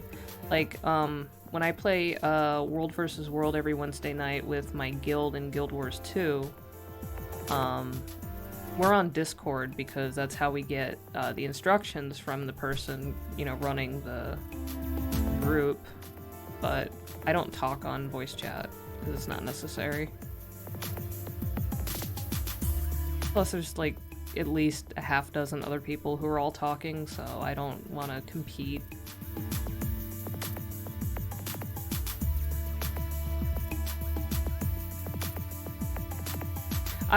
Oh god, like I've played some matches in Splatoon 2, that, you know, if there was voice chat in there, or even text chat, like, I can imagine some of the things that people would be saying to each other, and they would not be friendly.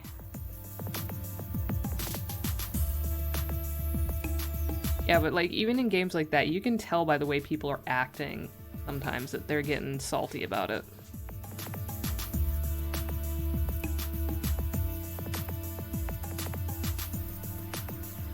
Yeah, I still play World vs. World. I've been in a guild, a goon guild, full disclosure, like Something Awful Goons, called Starfleet Dental for a long time, and we still do World vs. World just about every Wednesday night. It's far less people than it used to be, but it's still a pretty dedicated group. And we just kind of roam around, and sometimes we get our asses kicked, and sometimes we actually capture stuff.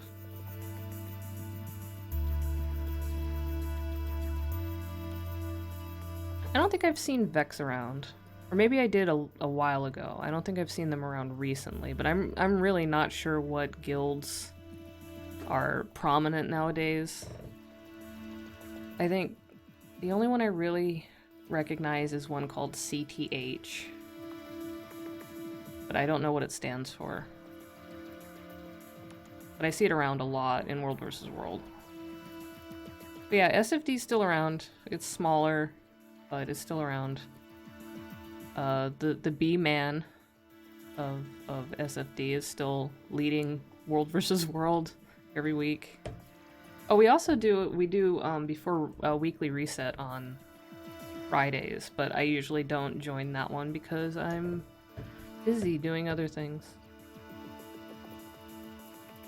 Yeah. SFD in its heyday has actually made some pretty funny content. And also just being in the guild and just talking to people. And voice chat, one of the reasons I don't participate is because everybody's just making jokes. And I'm just enjoying the jokes. Usually at the expense of the guild leader. Which is fine. He deserves it. Fuck Aris. But not really, because he's actually a really good guild leader, but also fuck Aris. This is Connor Rad. Okay. So I know what color to make the hat, but what color do I make the scarf and mittens?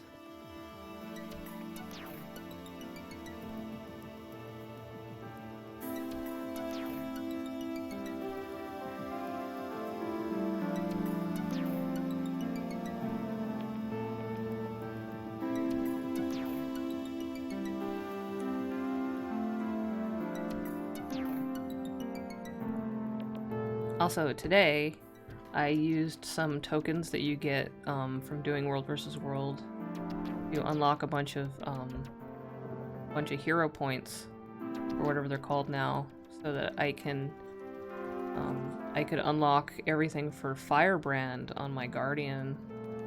And I'm gonna convert to a condition burn Firebrand build. But now I need to figure out how to actually play Firebrand because I've never done it before. And I don't think it quite plays exactly like Guardian or Dragon Hunter. So it's going to take me a while to figure that out. Mostly in Guild Wars, I main a Reaper, which is one of the Necromancer specializations. And it's a power greatsword build. And I also use minions, and it's really powerful and very tanky. And I like it a lot. And I've gone through most of the content of, not the base game, because I went through that on my engineer, but, like, I basically did all of Heart of Thorns with that, because that expansion is ass to get through. And I did most of Path of Fire on my engineer, and then most of the living story content I've done on my Reaper. But I also I have a Herald that I use a lot because I like the hammer. Oh man, when I was playing through the base game, I mained engineer, and I was using a flamethrower Juggernaut build, and I actually did pretty well. I soloed most of the main game content with that build and didn't have a lot of trouble. Even when everybody was doing grenade spam builds. And then Hollowsmith. Yeah, Hollowsmith. That's a really good class. That's the specialization that came with Path of Fire. Very good. Scrapper sucked real bad when it first came out, but I've heard that they've improved it a little bit, but it's still not great, but people still play it.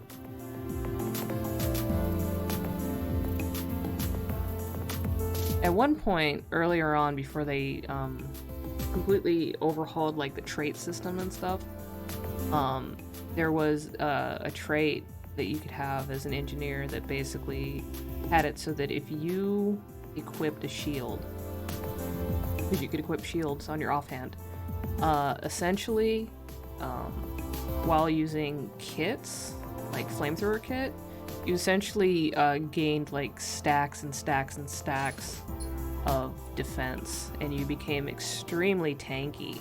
And if you spec'd in certain ways that you extended your burning, you became very, very formidable.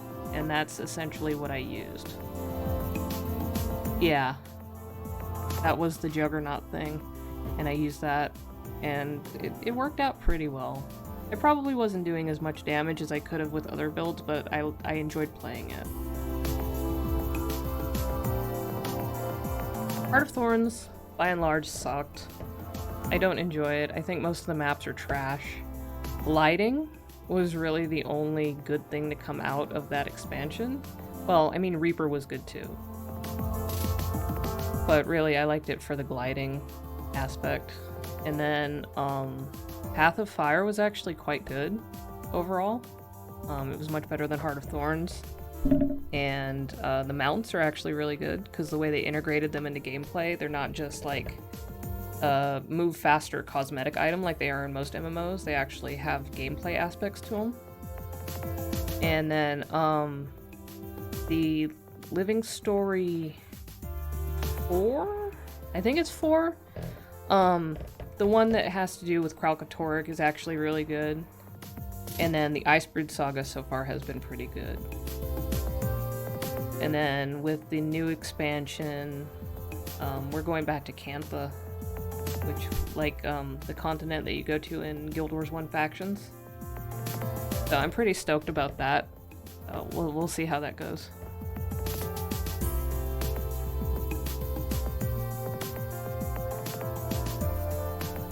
Okay, so gloves and scarf, same color as the hat. Alright.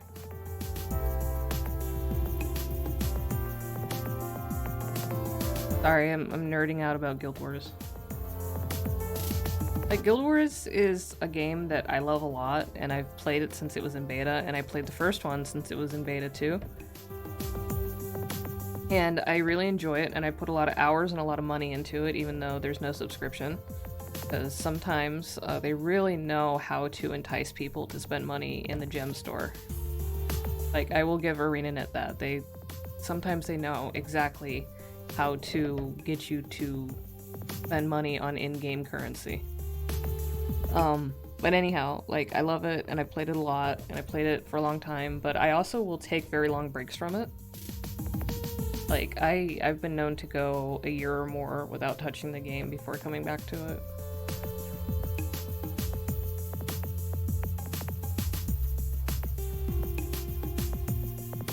But I do invariably always end up going back.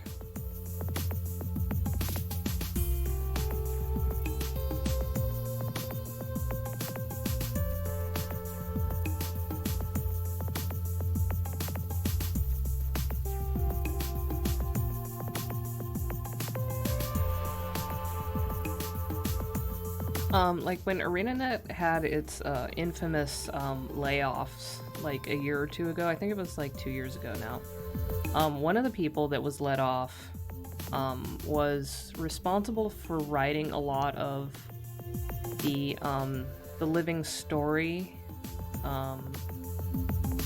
early on, like between the core game and Heart of Thorns. And that content, the storyline, was really, really, really bad.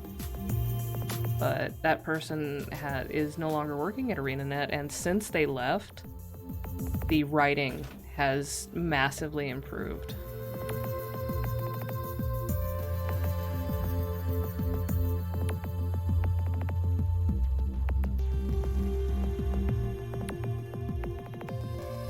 Like, I don't normally play MMOs for the plot.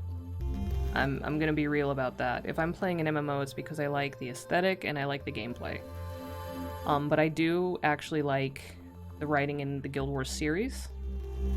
To the point where I've actually read the novels that were released between Guild Wars 1 and Guild Wars 2, and at least one of them is pretty decent. But yeah, there was a period after the core game until the lead up to Path of Fire that the writing was not so great.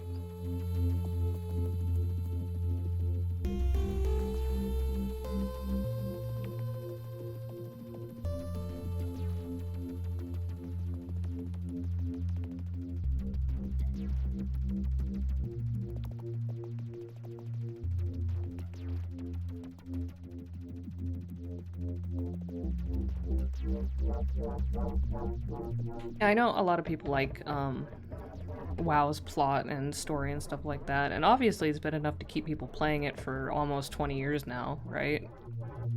When did it come out? 2004? So it's gonna be 20 years soon. I was never into Warcraft. Before WoW, I was never into Warcraft. I never got into WoW. so I don't understand any of it. Like, my MMO timeline went, MUDs, like text-based MUDs, and then, Ragnarok Online, and then,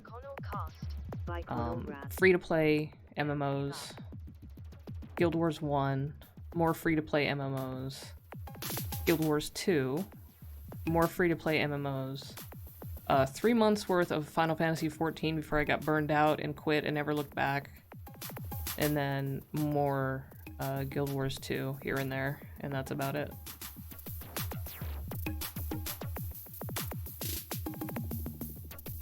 Ragnarok Online is still around. If you want to play it, it's still there. Like, official servers are still there.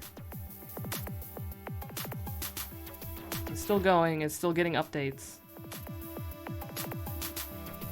I mean, honestly, you could probably just get away with being a priest just fine. I think they even have, like, classic, like, pre-renewal Ragnarok, and then they also have, like, renewal Ragnarok, so you can, like, choose your flavor. Like, how much do you want to grind? Do you want old school grind, or do you want slightly less grind?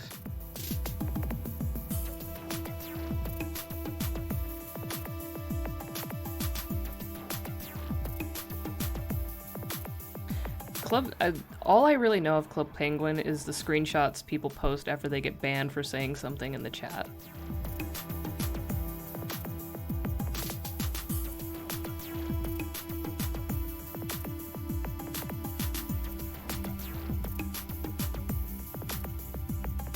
Like, there was a brief stint when I played Black Desert Online when it first... Actually, I don't remember if it was still in beta or not, or if it was full release. It might have been beta.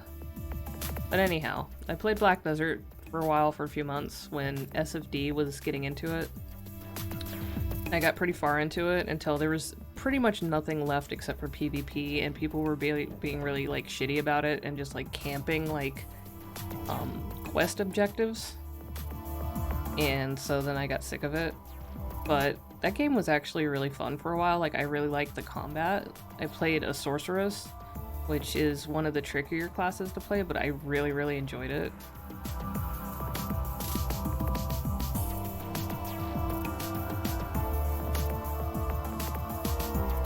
Yeah, because I'm old. Full disclosure, I'm old. Basically, when I first got into Ragnarok, that was in, like, 2001, 2002, and I left high school in 2002, so I was basically an adult at that point. And then, in 2002, I moved from California to Massachusetts to live with my partner. And so then, with what little money I had, I could basically make my own decisions on what I was going to use the internet for. But yeah, my mom was not keen on paying for game subscriptions when I lived with her. Yeah. I was in high school from 1998 to 2002. I turned 18 in 2002. Yeah, I'm 36 this year, so like I said, I'm old.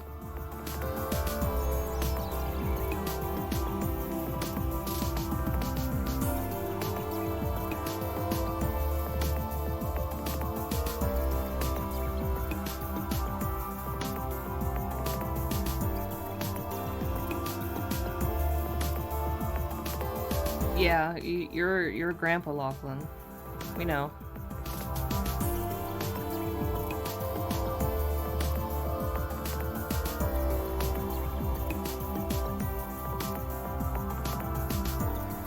Well, I mean, parents back then, you know, oh, you never tell anybody on the internet anything about you, never meet anybody from the internet, they're gonna kill you, right?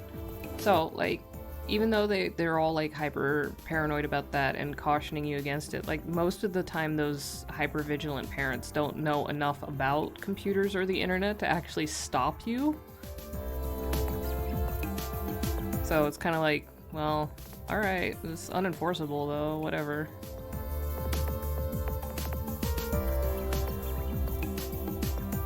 Like, my mom was not terribly tech inclined, even though we got a computer and internet fairly early in my house. Like, by 1994, we had a family PC and we were using CompuServe. But, like, my mom wasn't super good with computers. If it wasn't, like, super obvious, you just click this button to have thing do the thing. Like, I had to write out on Post-it notes instructions on how to copy and paste for her to have as reference in case she needed to copy and paste.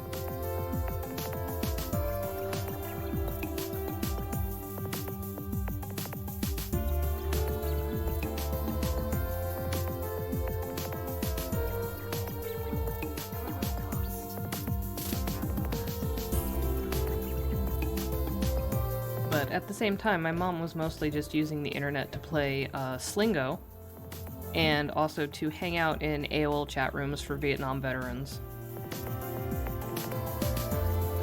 where she had a couple of boyfriends at different points that lived in different states.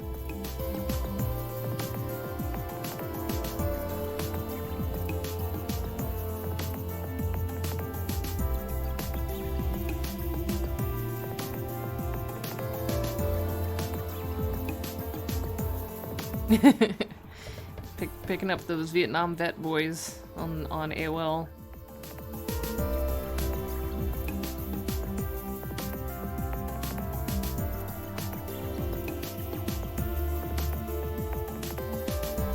Well, I mean, the internet was invented by the US government, so yeah, at its core, it's evil.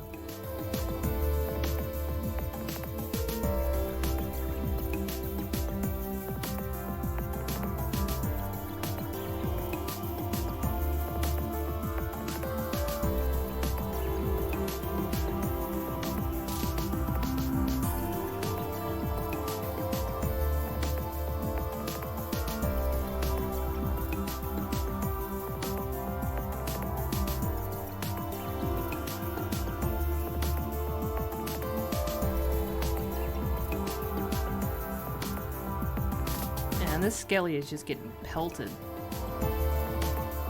This is a big-ass snowball. Like, I didn't even think about it at the time, but that's a big-ass snowball. Like, you get hit with that, it's gonna have some weight behind it.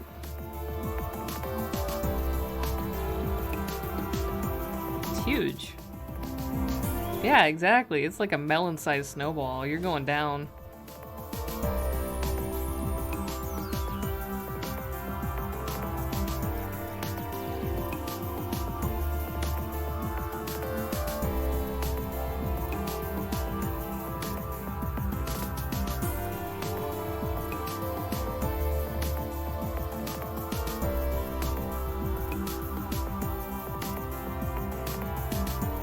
I imagine it's like someone with like have you seen Brand New Animal yet?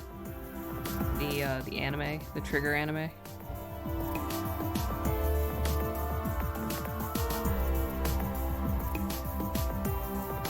Because the main character in BNA, she has the ability to kind of shapeshift, and so one of the things she does is her arms will enlarge.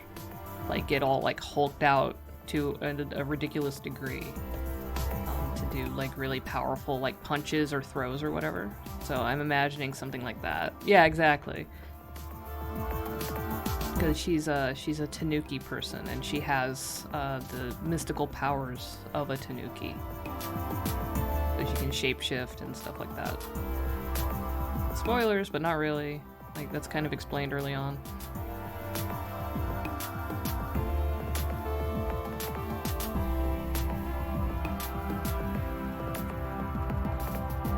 It's a good, short series. It's only 10 episodes, so it's not, like, long, but it's good.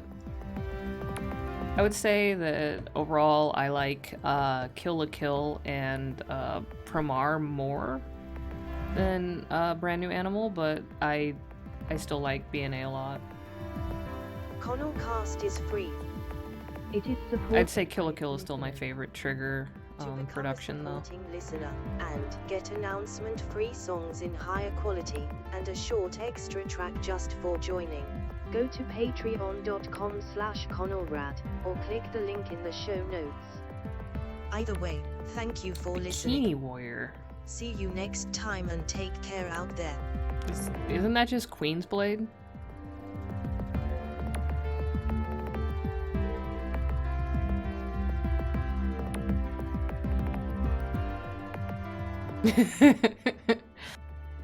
If anybody wants to watch an extremely horny anime that isn't actually just straight up hentai, Queen's Blade will basically fill that for you.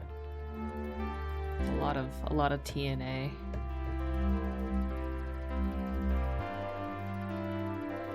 At least the first series. I don't know about the second series. I didn't watch it. I heard it wasn't as good. Ooh, yeah, watch Cowboy Bebop. That's obligatory viewing.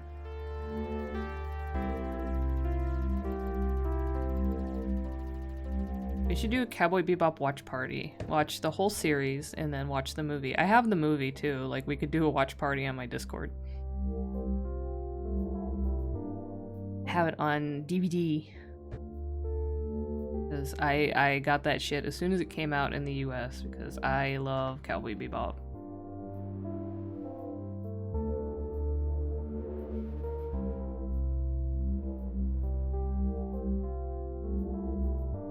Also, Cowboy Bebop is one of those rare animes where the English dub is pretty much comparable as far as quality goes to the Japanese audio. Like, I'm really more of a subs over dubs person myself. But Cowboy Bebop's English voice cast is actually quite good.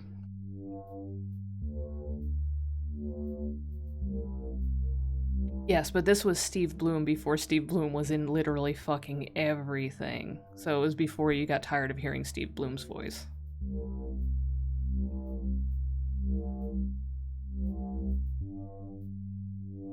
Because nowadays, if I hear something with Steve Blum's voice, I'm like, oh god, him again? But if he's voicing Spike, then I'm cool with it. It's fine.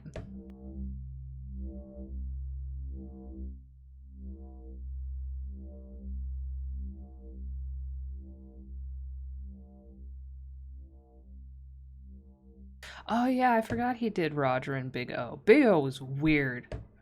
That series was weird. What the fuck was the whole tomato thing? What was that?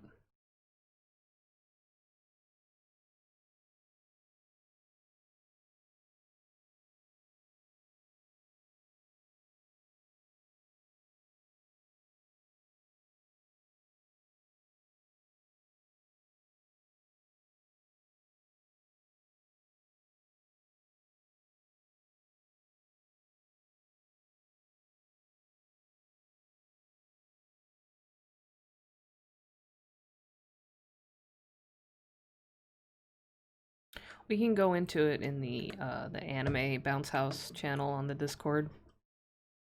Yeah, I figured it's a metaphor, but what a bizarre metaphor. Admittedly, I saw Big O in like bits and pieces. I didn't sit down and watch the whole series. I probably should at some point. But yeah.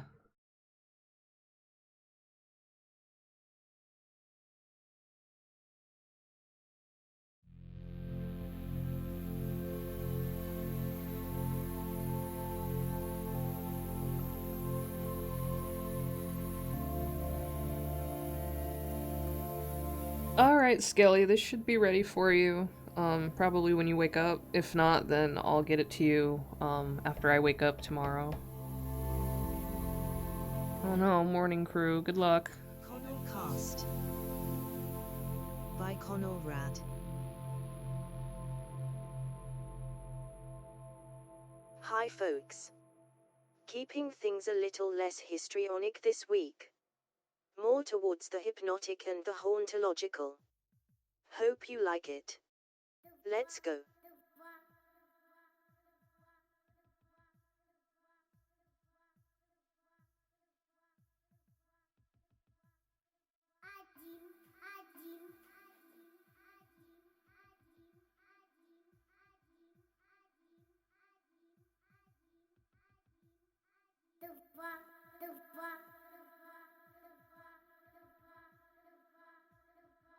Oh, this one's kind of spoopy sounding. One of the things I don't like in music is like creepy little kid voices. I'm gonna change it.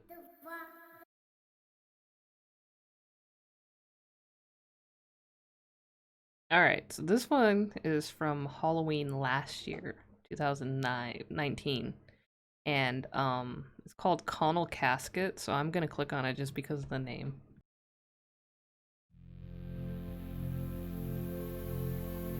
And we get to go through the robot voice stinger again.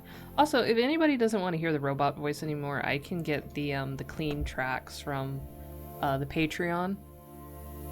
But in the past, people have said they like the little robot voice, so I just do the regular.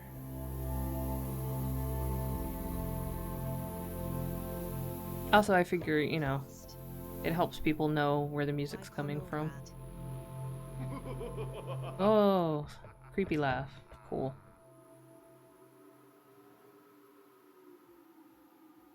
Welcome to this devilishly dark Halloween Connell Cast Spooky Special. Yeah, we're listening to Halloween music on November 12th. Who cares? Ha ha ha ha ha. Ha ha ha ha ha.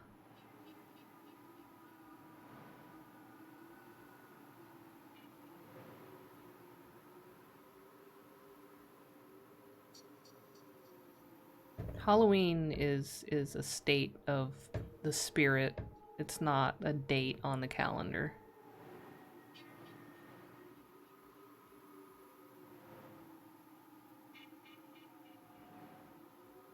Especially since this year, it feels like we were really robbed of Halloween.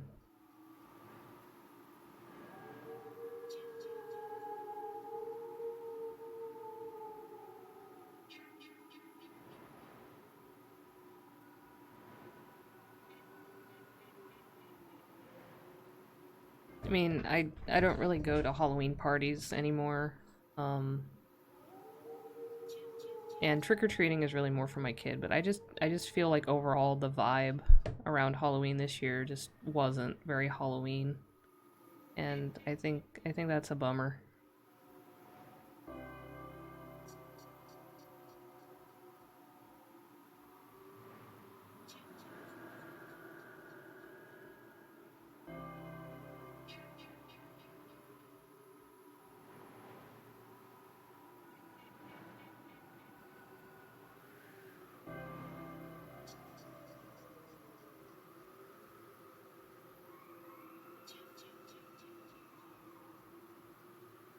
Yeah, I should have.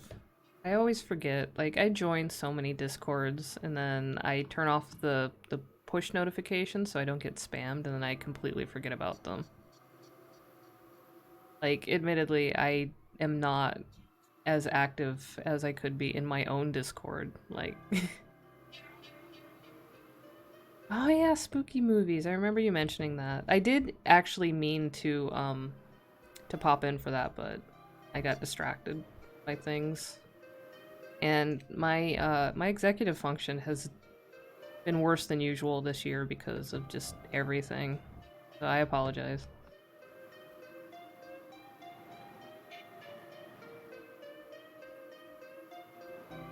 But how you doing tonight, Lonan? Thank you for the host earlier. I appreciate that.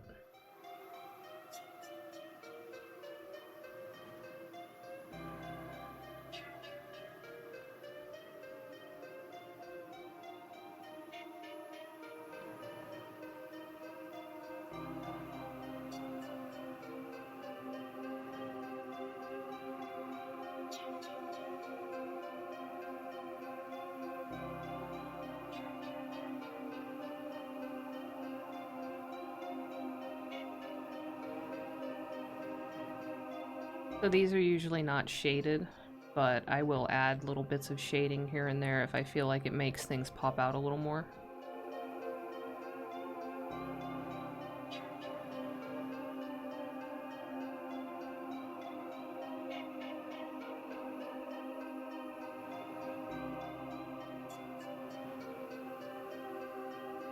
Yeah, I've actually noticed the last few weeks, streaming has kind of slowed down. Like even like bigger streamers are having lower numbers on average for some reason, and I'm not sure why. I'm hoping that it bounces back up.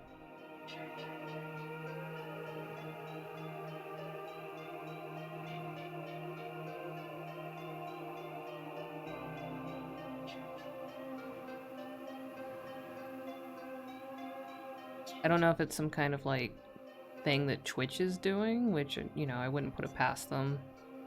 Or if it's just, you know, people doing other things than watching streams.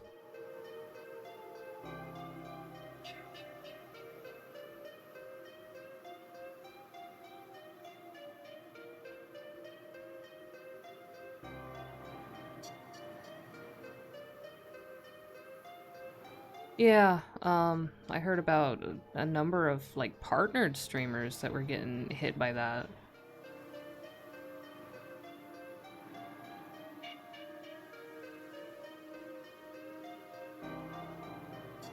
I clicked off the whole folder instead of the layer I wanted to turn off. Oops.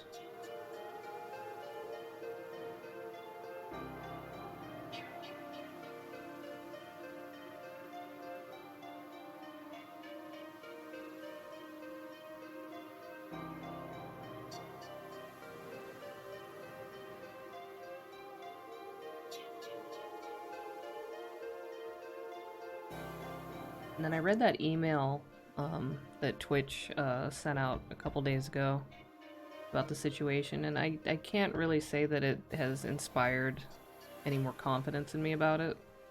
It seems like they're mostly just kind of shoving it off onto streamers. Like, oh, yeah, we're gonna give you ways to just edit out the audio tracks. So it's on you now. It's like, okay.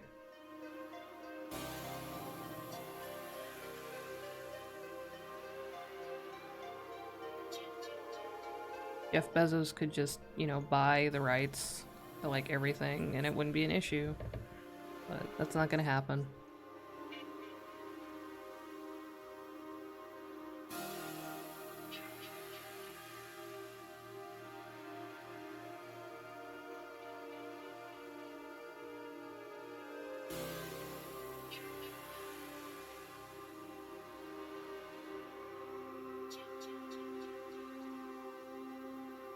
Yeah, yeah, it's not great. And unfortunately, like, there are alternatives, but they're not really alternatives. Like, I wouldn't really call Picardo an alternative to Twitch. Like, it doesn't have the infrastructure, doesn't have, like, the affiliate kind of thing. It doesn't have the reach, so...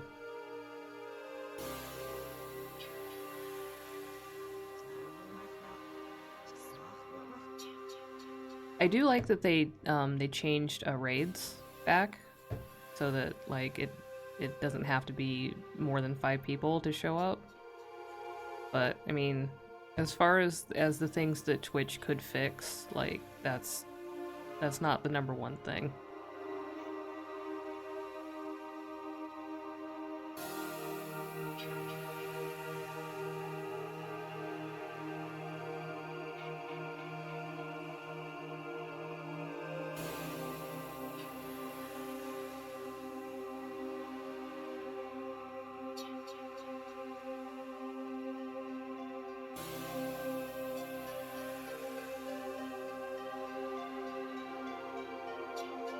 There, I made the teeth a little lighter, so now the Skelly has been using whitening strips, or like the whitening stuff that you brush on your teeth and then you use the UV light.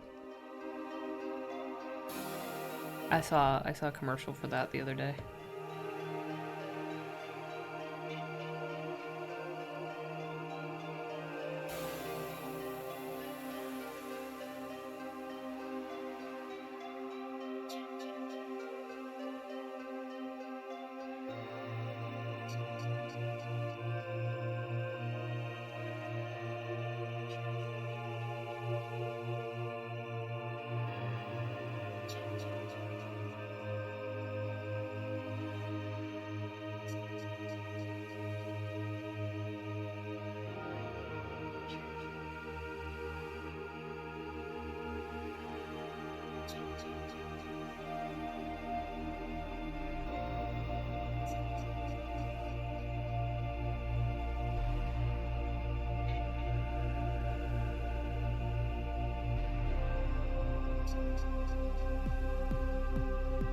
Okay.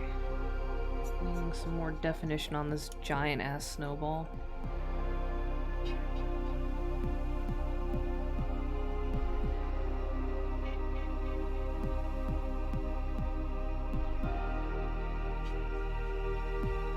Snow butt? I mean, I could make it look like a butt, but I don't know if Skelly would like that or not.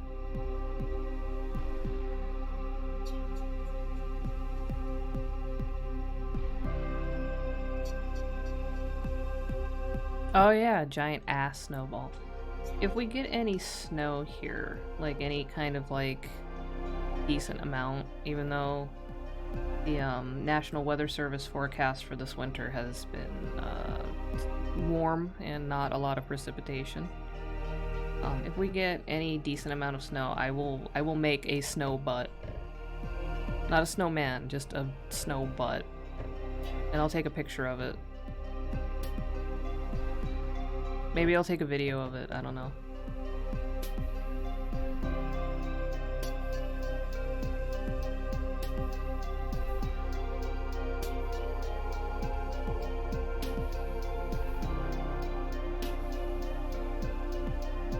Besides, I'll probably have help because my kid's at that age where butts are very funny.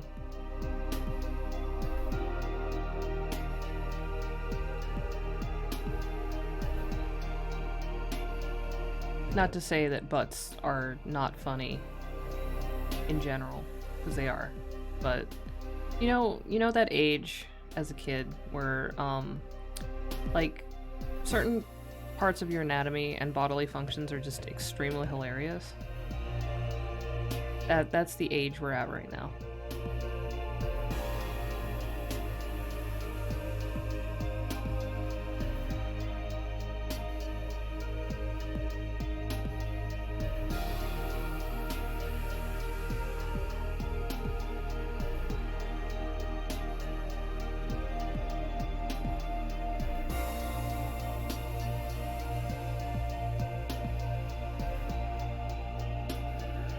I was watching some of the new season of the Eric Andre show earlier until my kid came in the room, and then I couldn't watch anymore because it's not really appropriate. And good God, he's gotten more wild.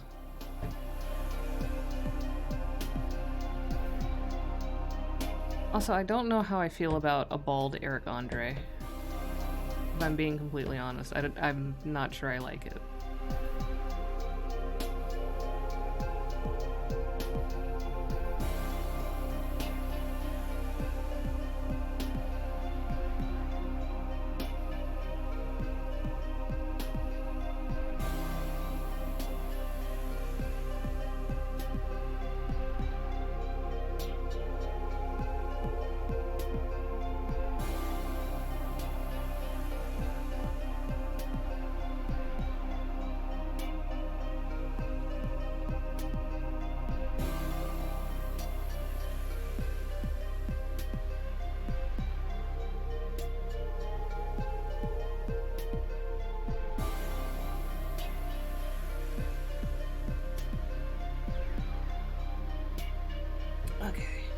Well, I think this is mostly close to completion.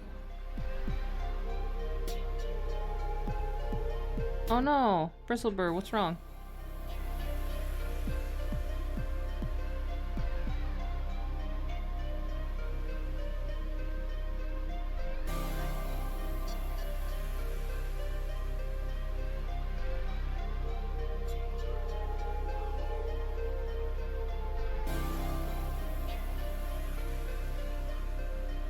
One of my cats has found an object and is carrying it around in her mouth and then flicking her head to throw it and then chasing after it. And now she's attacking a box. That's the cat update. You're welcome. Yeah, I like Eric Andre's hair, and I don't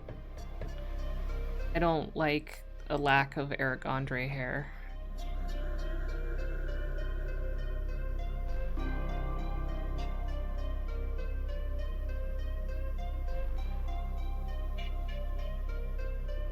was also watching Red Letter Media earlier, and one of the best of the worst episodes was in this extremely incomprehensible movie. It was very low budget and not very well made, and the ending made 0 sense whatsoever.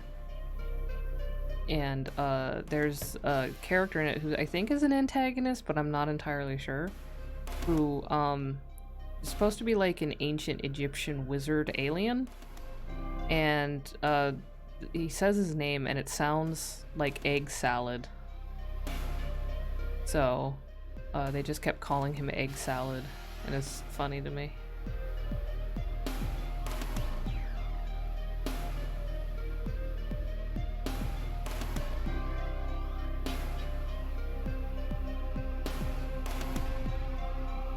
I know what I want to do.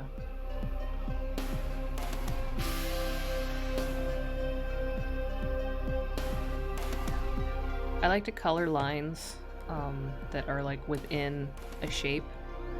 Like not the external lines, but like these lines where the bones are overlapping. I like to color them because I like the way it softens things a little bit. Yeah, it was kind of like that. It was bizarre. It's a bizarre movie made, like, written, directed, starring, composed all by the same person, but it's obvious that she was kind of out of her depth. And I mean, like, you know, bless her heart for trying. Making a movie is no small task, but I have no idea what was going on.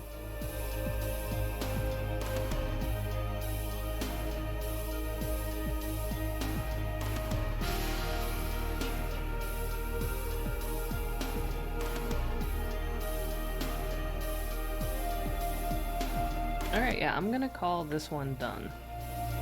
So, this is all set, so Skelly will have this when he wakes up. So that'll be like the silver lining to having to be morning crew. Having brand new art. Why is my desk creaky today? It's not normally creaky. Hear that? It's creaky. I don't know why, I'm gonna have to fix that.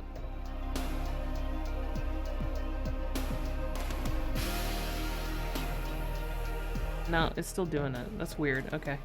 I'm gonna have to fix that, because I don't know what's causing it.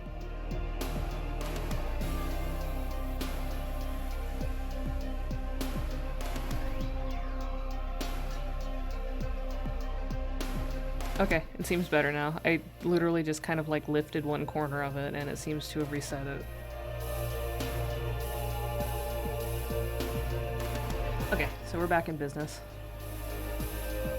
So I've basically finished the templates for the other winter YCHs I'm doing, the naughty and nice ones. I'm probably going to be posting these up tomorrow. And then I'm going to put them on the same form as the other ones. Just, it'll be 4 options instead of 2. They're all the same price. And then I've been thinking about doing like a chibi, but I'm not sure yet.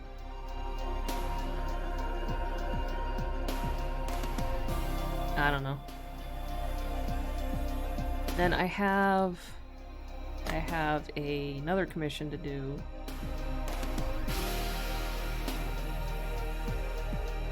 Which is actually a little something different. It's not a YCH.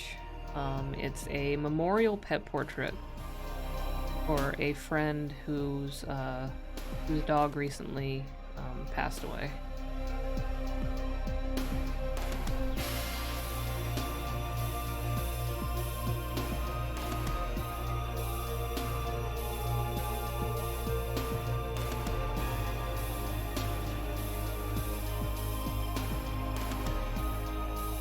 So this is it's a half sheet illustration, so it's 8.5 inches tall by 5.5 inches wide, and it's going to be black and white, and it's going to be at 600 DPI, so it's a pretty large file at high resolution.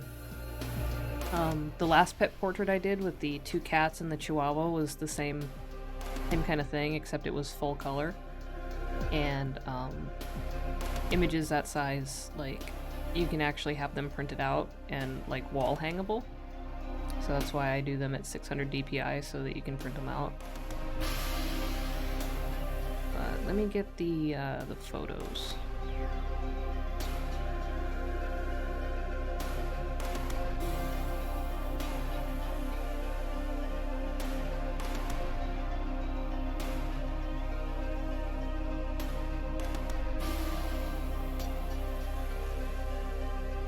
Okay, so here's the pupper. This is the doggy that we're doing the memorial portrait of. And basically this basic pose, but a different facial expression. And it's gonna be all black and white. Kind of chiaroscuro, kind of dark and light, high contrast.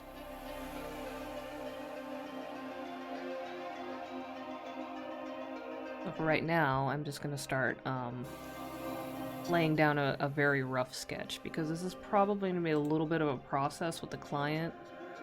Going back and forth just to make sure that I'm getting it the way that they want it to be, you know, because you don't want to get like a memorial portrait of a beloved family member and then have it not be right. Yeah, Aussie Blue Heeler cattle dog.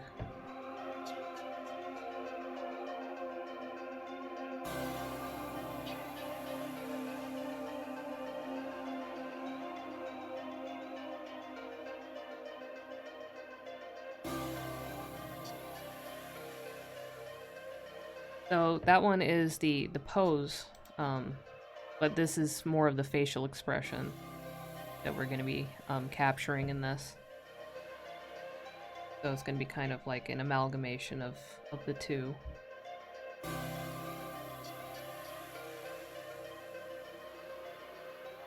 But for now, I mostly just want a full body pose. Kind of start laying down the foundations for it. This is going to be very rough and crude, because this is the very early stages of planning this out. So dog heads are kind of squarish. We're going to start off with a crude shape.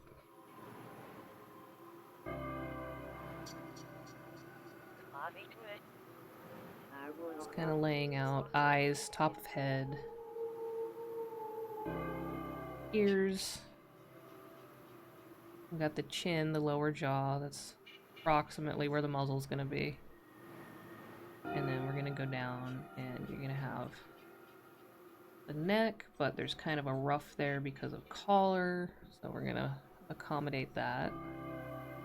And we're going to go down to the shoulders and make some ovals to denote that part. So see, this is like the basics of drawing a figure. But I don't really go by, like, I don't know, textbook methods. I just kind of do my own.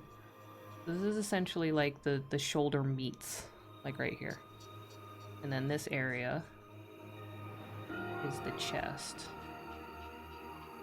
The chest is kind of its own thing, and then we have the shoulders connected to it, and the shoulders go down into the forelegs. Forelegs kind of bow in just a little bit, and then down here we're going to have some paws. It's very crude and rough, but it's just the general idea so far, and this is going to get refined. There's the chest. And then, I mean, with dogs, because they're not fully upright creatures, you know, the chest kind of goes like this. Then there's foreshortening happening where the stomach is, and then it goes down into the hips. So I already know from this that I'm going to have to mess with the proportions. The forelegs are a little bit too long. That's okay for now. We'll fix that in post, but not really post because it's the middle of the process.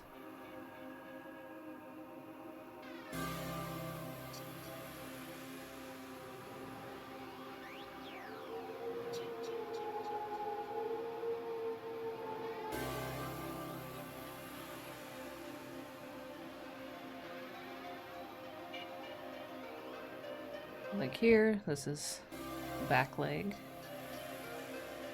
And down here we got the paw kind of poking out like that. And on the other side, you don't see as much of the thigh.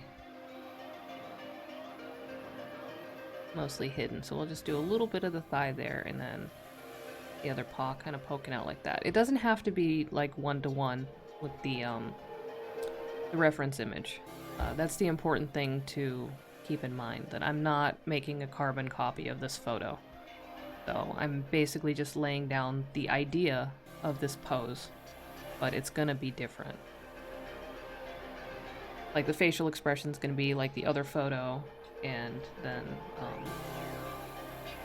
this pose is not supposed to just be a Xerox. Some people make the mistake of thinking that when you're working from reference, you have to make it look exactly like the reference, but you don't. The reference is just there to give you an idea of what the subject matter looks like, and you kind of, you know, it's your own take on it.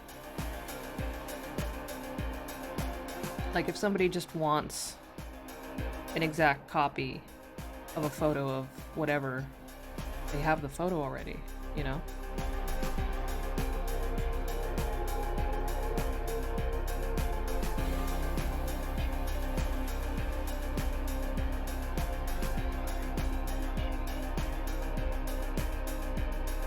So now that I've got more of the body in place, the forelegs don't look quite as disproportionate anymore.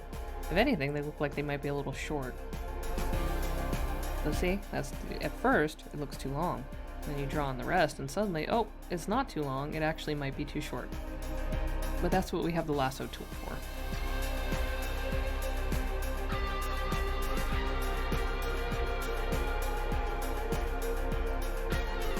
I'm just going to move this part a little bit until it looks a little bit better to me.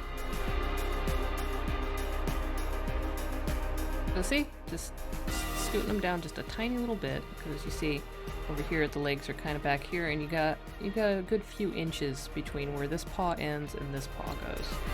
I'm not trying to make it exactly the same, but just a little closer to that.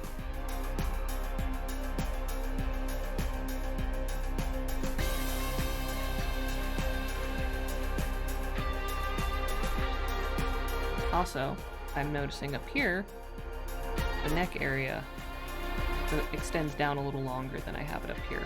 So that's probably what's making my perception of the leg length seem different. Now going back up here, so this is basically where the cheek is. This line right here is basically going to be the dog's cheek.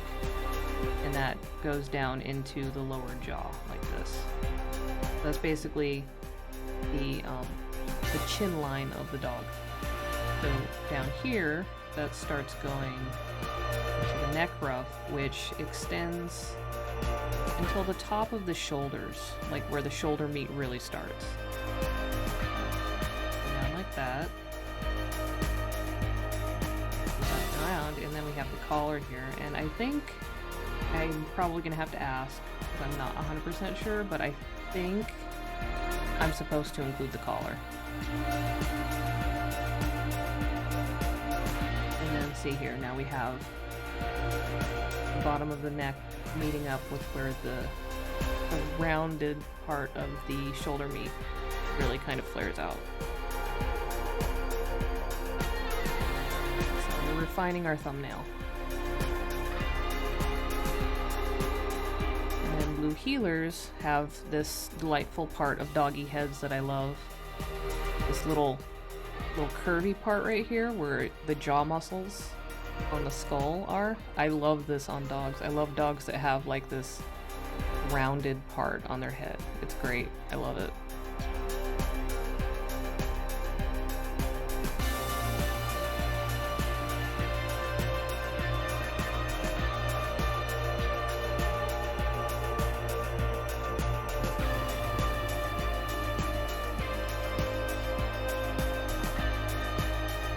Establishing that. Establishing a vertical midline for the face.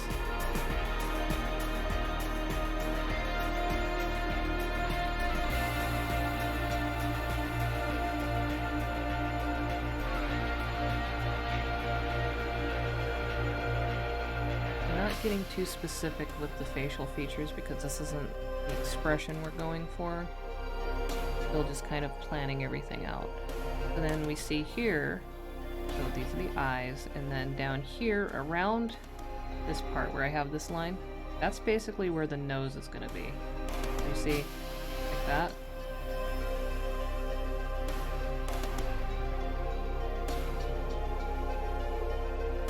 So that's where doggy nose goes, right there.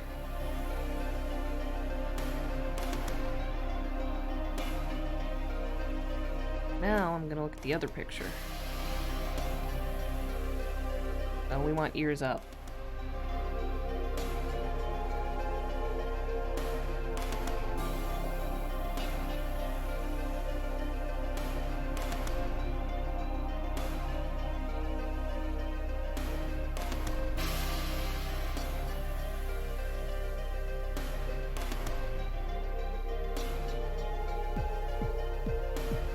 So now we've got big, pointy, blue healer ears. And then we're gonna... The other picture, the eyes were a little more narrowed, doing that doggy smile. And here, they're a little wider and brighter. So we're gonna open those up a little bit. And then the nose is gonna be in mostly the same spot, but probably gonna raise it just a little bit because the mouth is open. Back to the other picture, I'm going to follow the line of the upper jaw. So we see that the line here, the corners of the mouth, are roughly in line with the nostrils. So that's how we determine where to place things. Everything basically lines up with something, and part of learning how to freehand things is learning those reference points. Everything has reference points. Once you learn those, you can basically draw anything. So, determining that the eyes, the inner corner of the eye will always have a straight line drawn to nostrils. No matter the animal, generally the inner corner of the eye will line up with the nostrils. If you draw a line from one to the other, it's a straight line. That helps you basically plan out a face. It works with humans, it works with dogs, it works with bats. Well, some bats, not all bats, because some bats have really fucked up faces, but, you know. It works with reptiles. It works with most things. Some birds it doesn't work with. Insects it doesn't work with, obviously. But generally, vertebrates, you can determine these reference points. So here, the corners of the mouth, and I'm going to draw, basically, so the corners of the mouth roughly meet up with the outer corner of the eye. So if we look at the outer corner of the eye and draw a line down, it meets up with the corners of the mouth. So I'm going to use that as my reference point. The corners of the mouth are going to go, so nostrils are here, corners of the mouth are going to go about here on both sides. Now we have the reference for that, so as we draw the expression, we know where the mouth goes to there. And then we just have to determine how does this line go. And we know that the chin is approximately as wide as the area immediately surrounding the nose. So like right here. The chin isn't going to be wider than that, so we can use that to figure out where the chin's going to be. And that helps us when we're connecting the outer corners of the mouth to the front of the mouth. And this is basically what you do to plan out a drawing. Like I'm not trying to be like, oh, do this is how you draw, listen to me. I'm just like, these are the techniques that I use to essentially freehand stuff from just eyeing a reference.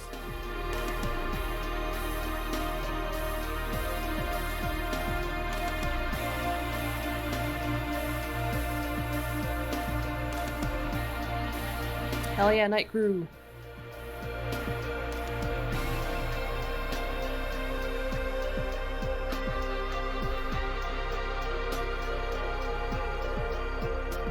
Yeah, so essentially drawing is just finding ways to cheat and cut corners.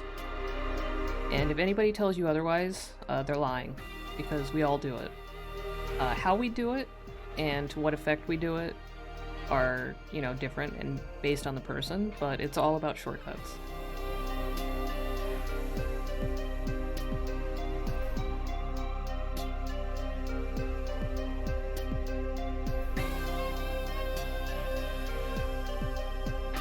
So in this picture, the mouth is a little more open than the other one. So I'm going to drop the chin just a little bit, because the way it works in muzzled animals, more of the lower jaw is going to move than the upper part of the face. Like in humans, like we're moving all of our lips and stuff when we talk and emote with our faces, whereas in like dogs, unless they're showing aggression or something, they're generally not moving a whole lot of the upper part of their face, and it's mostly just like their mouth hanging open or their ears moving.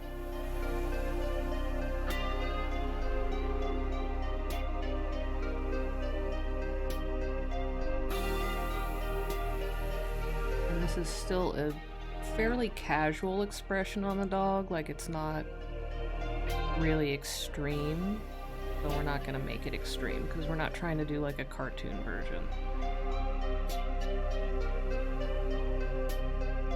The corners of the mouth are still up, although looking at it they might be a little bit lower than in the other picture. It's hard to tell at this angle. So for now I'm going to try it like this, but I might move it down if it doesn't look right.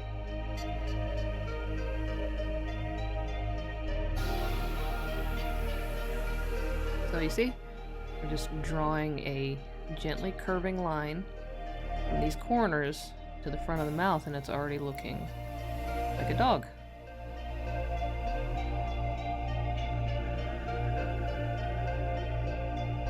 It's quite literally all you have to do to draw a happy smiling dog.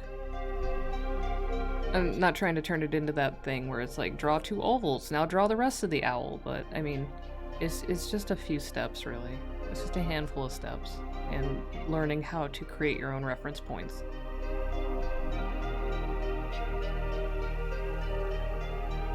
Now, a trickier part is getting the lower jaw to look right, because we're foreshortening as we go. Because this part of the face is closer to us than over here. And it causes some distortion of the lines. And getting those right is the key to making it look right.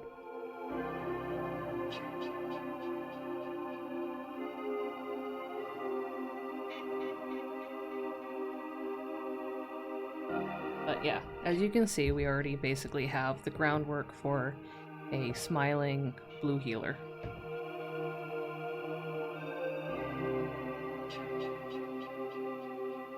Here, I'm actually going to go ahead and add the eyebrow dots, because I like the eyebrow dots a lot.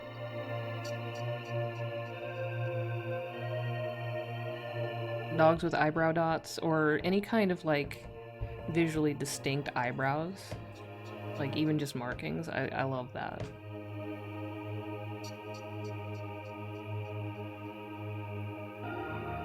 Okay, so we have here. That kind of goes in a little bit. That, and start putting in some teeth on the bottom. Visual indicators.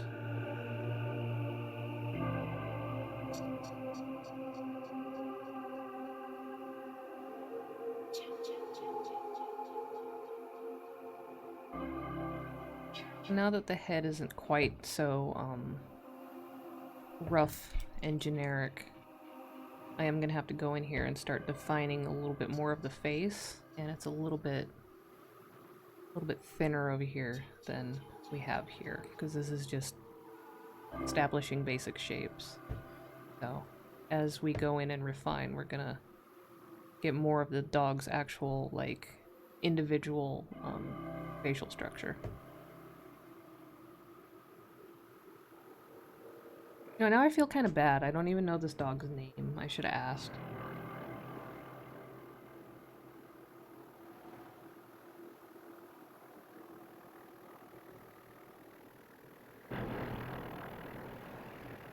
Whatever this sound effect is in the background, it sounds kind of like a fart.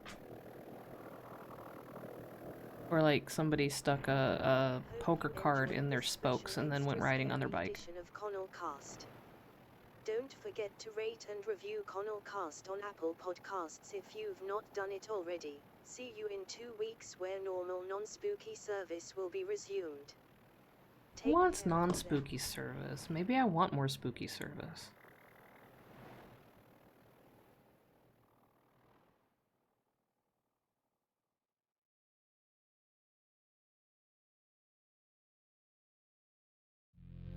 Yeah, puppy.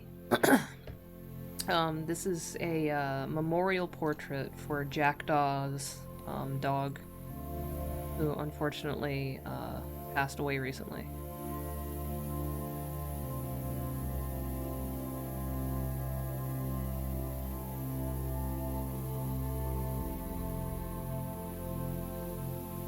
Connellcast.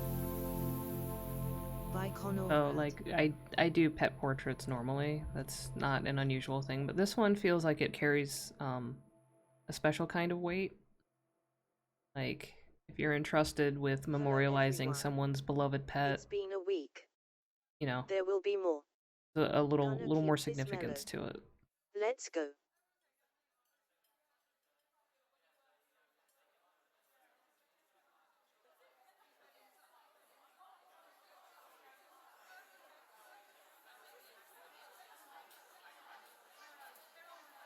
When I had to have my dog put down years ago, I wanted to draw a memorial portrait, but every time I worked on it, I would get too overwhelmed with emotion, and I couldn't. So I kind of just put it aside and never finished it. I should probably finish it someday. I'll have to see how I react if I dig it up and try to work on it again.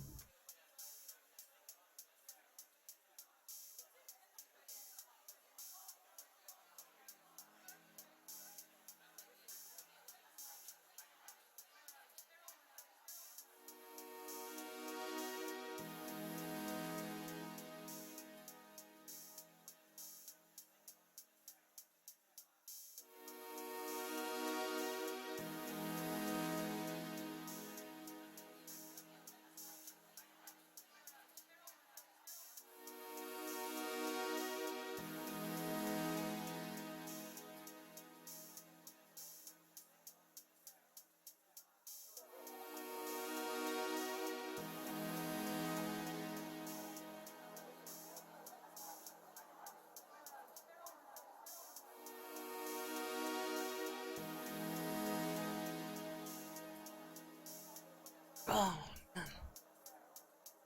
I need a new chair. I think I'm getting a new chair for Christmas, because this chair sucks.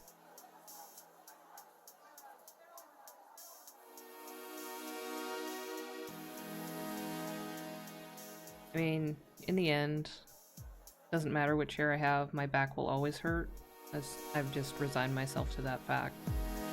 But currently I'm using a wooden dining chair, a cheap wooden IKEA dining chair, and I'm gonna get a chair for Christmas, like a proper chair, not a gamer chair. I'm not getting a gamer chair. I refuse. Also, I've heard that most of those gaming chairs people have aren't even that good. I can't confirm or deny, but that's what I've heard.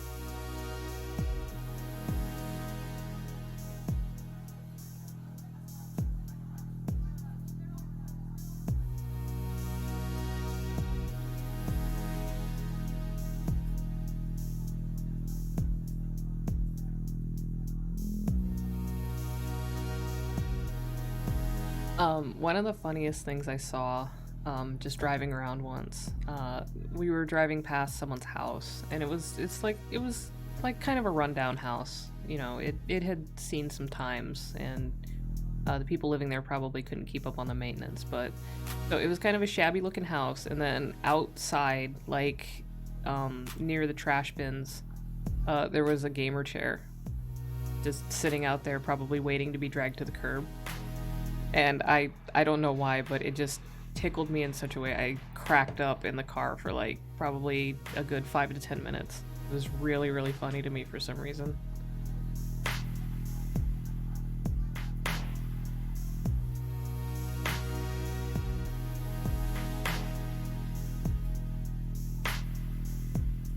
Yeah, I'm basically been patrolling Amazon and some office supply sites, like Staples or whatever it is. I can't remember if it's Office Max or Office Depot. I think they merged anyway, it doesn't really matter. Anyway, I've just been kind of like casually browsing the computer chairs.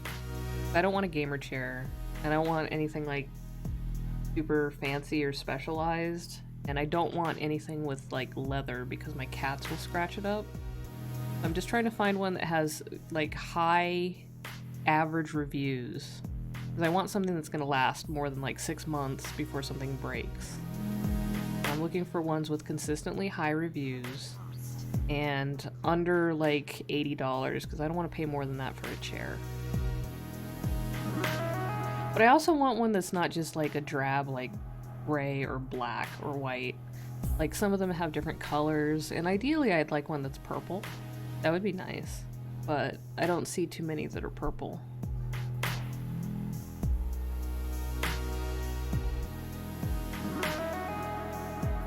Yeah, I want, like, in my head I was like, so why is that out there? Because it didn't look like it was broken. It was just out there. It looked like it was in serviceable condition.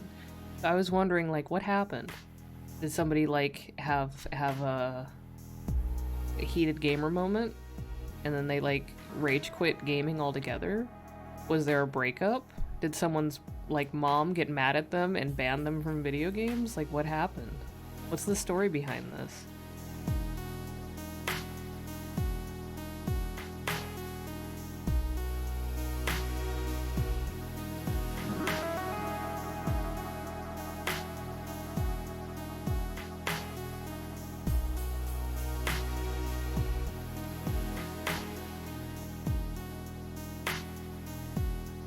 And I think about that kind of stuff a lot. Like, if I see something kind like, not super weird, because that's its own, like, rabbit hole to go down.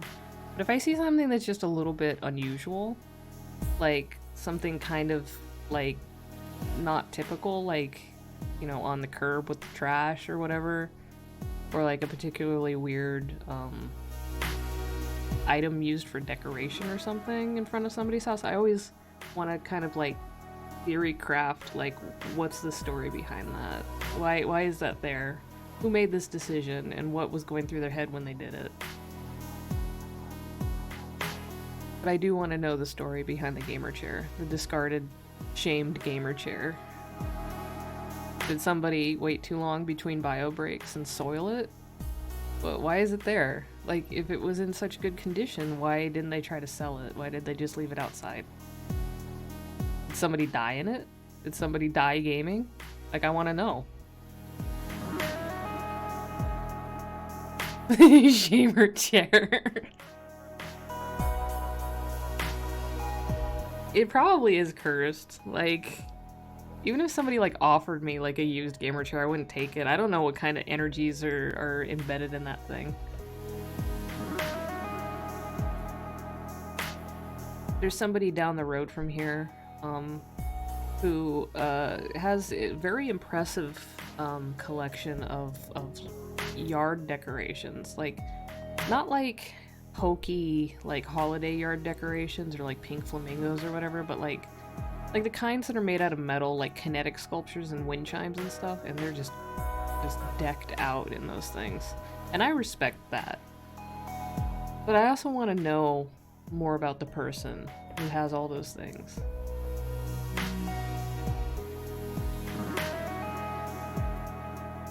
If you get a cursed gamer chair and you sit in the chair to play a game, they will say slurs at you in your ear.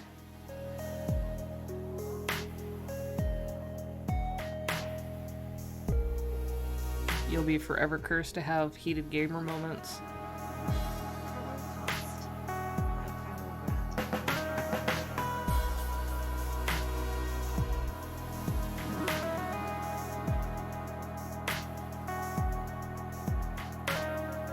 Oh god. 13-year-old Xbox gamer sending you messages on Xbox Live because you beat them in a match. I had somebody, I was playing Monster Hunter World on PlayStation, and I think I carded, and I think it was like the third cart. So, you know, the mission failed, essentially. And even though I was only the third cart, like 2 other people or 1 other person had carded twice before me, I ended up getting a message over PSN from somebody that was in the party, like, basically insulting me. And so I responded, but all I said was, LOL, die mad about it, and they never replied. Because honestly, I didn't care. Like, it's not that big of a deal. But, like, I suspect they were probably a kid. And I don't have time for that shit. Like, I have a kid to deal with, and they're not, like, insulting me because I carded in a game. Like, fuck off. Go drink some milk and go to bed.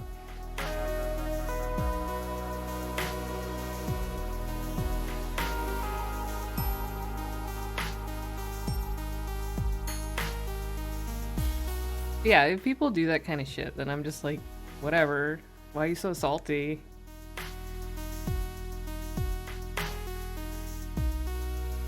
Jesus, they necromanced the thread just to be bitchy at you again? Some people just having a time on that website, I swear. You really should consider logging off.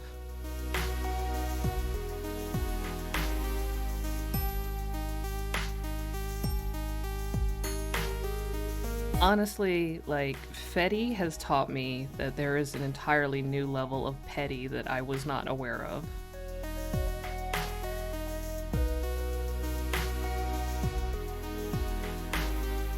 Also, I saw some people, like, getting upset that everybody was dunking on that Foss bro earlier today. Like, the one that was being, like, casually racist. And talking about, what was it, being race critical or some shit like that? I don't even know what it was. But yeah, like, everybody was you know, it was open season on weird rando Fossboro reply guy, and I saw a couple people, like, actually getting kind of upset about it. Like, oh, don't turn him into a punching bag. And it's like, nobody turned him into one. He didn't have to post. He didn't have to step into that.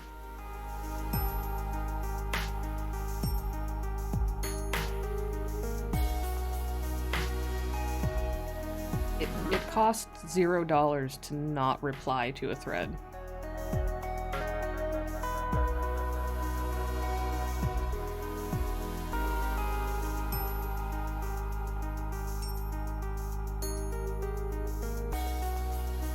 Foss is a dog whistle for some of the most intolerable, like, self-absorbed assholes there is on the Fediverse. That's all it is. And they always talk about how they don't want it to be political, but half the time their motivations for, like, promoting Foss is very much political.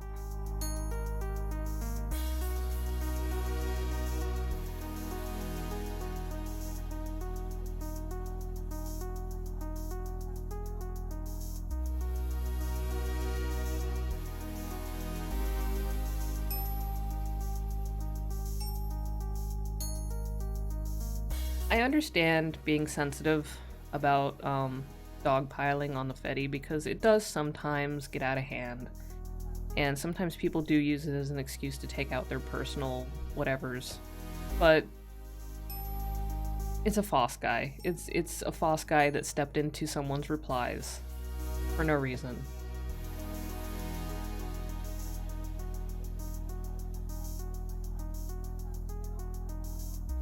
Lasagna is a savory cake. It's a pastry.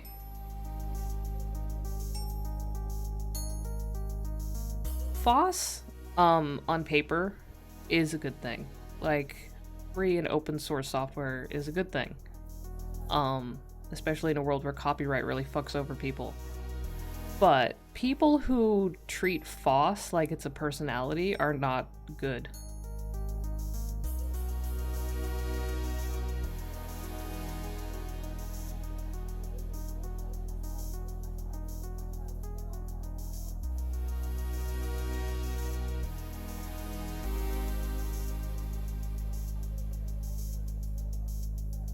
So that's basically where I stand on the whole FOSS thing. Like, FOSS itself is good.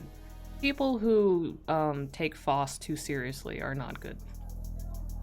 But I mean that applies to so many things. Like, I know that there's a big like meme to dunk on anime, and that anime avatars are inherently bad.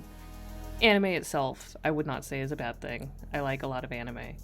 People who take anime too seriously or treat anime like it's a personality or use it as a mask to hide how terrible they are bad.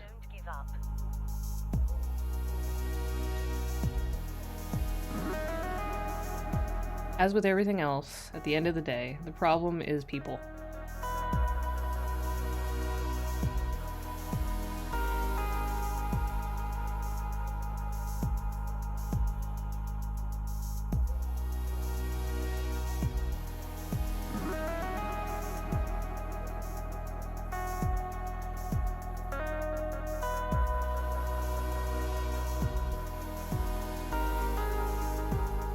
And it's also funny because earlier today I had to address a situation where somebody who has been known to complain about drama was basically subtooting people, and not even in a very well hidden kind of way. Like, I would barely even call it a subtoot, really.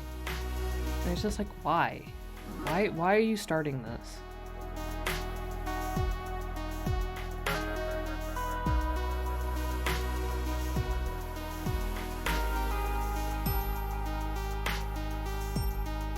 Anyway, I took care of the problem,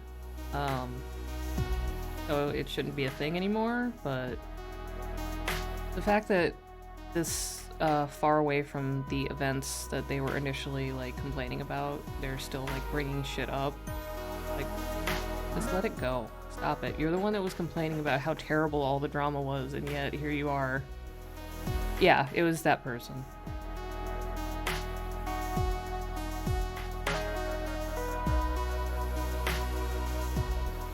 Like, I'm not gonna name any names or drop any more details because I really don't want it to turn into a thing. I've been enjoying how chill the Fediverse has been the last couple weeks. I don't want to ruin that. I don't want to reopen wounds. But yeah, like, don't complain about how terrible the drama is and then go, like, being snarky.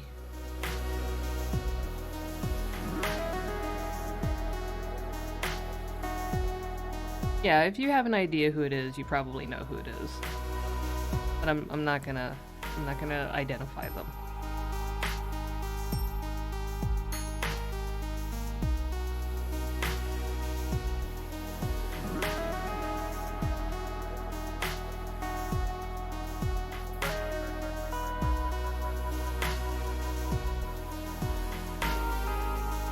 Oh yeah, I'm all about discussing the chisme in private, as long as it doesn't spill over into a meta. I'm tired of the word meta. Unless meta has to do with builds in a game, I don't want to hear it.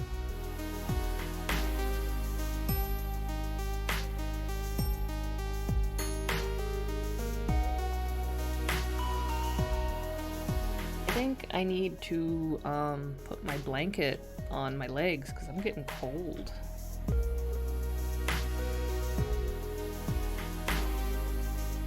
It's night crew blanket time.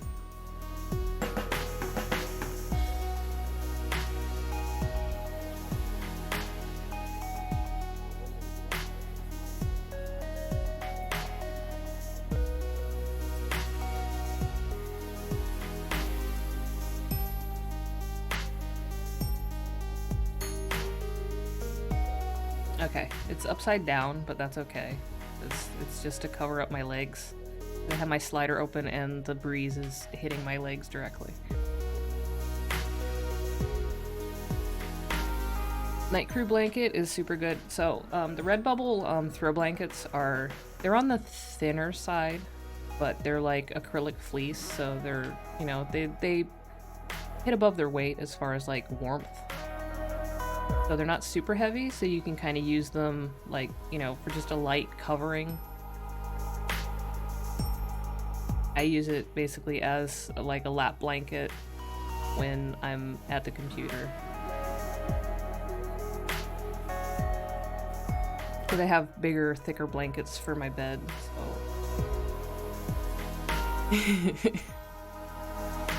I don't think it's weird. I like my art. I'm actually wearing a shirt that has my artwork on it too, so...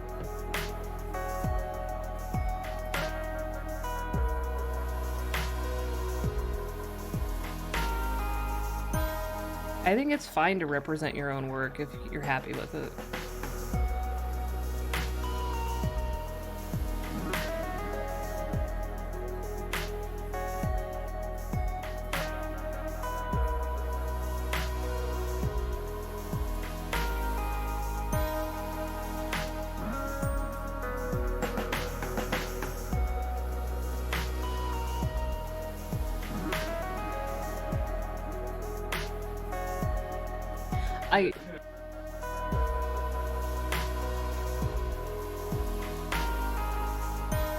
I love the no-name stuff. I think it's great. I'm a big fan of like quirky minimalist kind of stuff like that.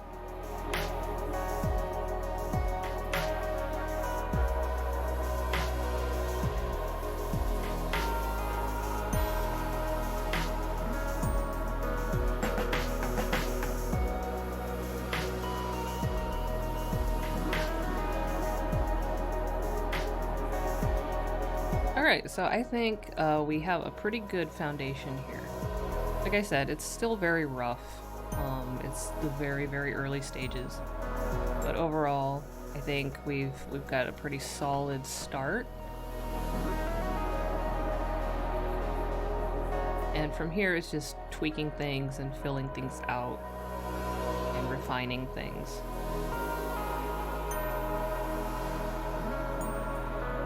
Also, I need to make the body a little thinner, a little chunky.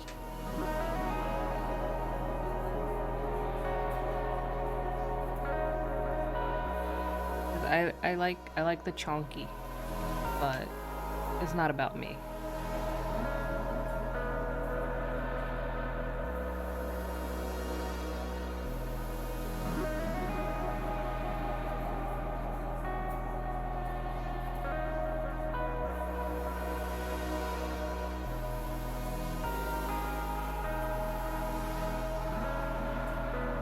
Oh, the shirt I'm wearing right now is, I will pull up the actual graphic that's on it. It's just a black shirt and it has a design on it. It's not a character.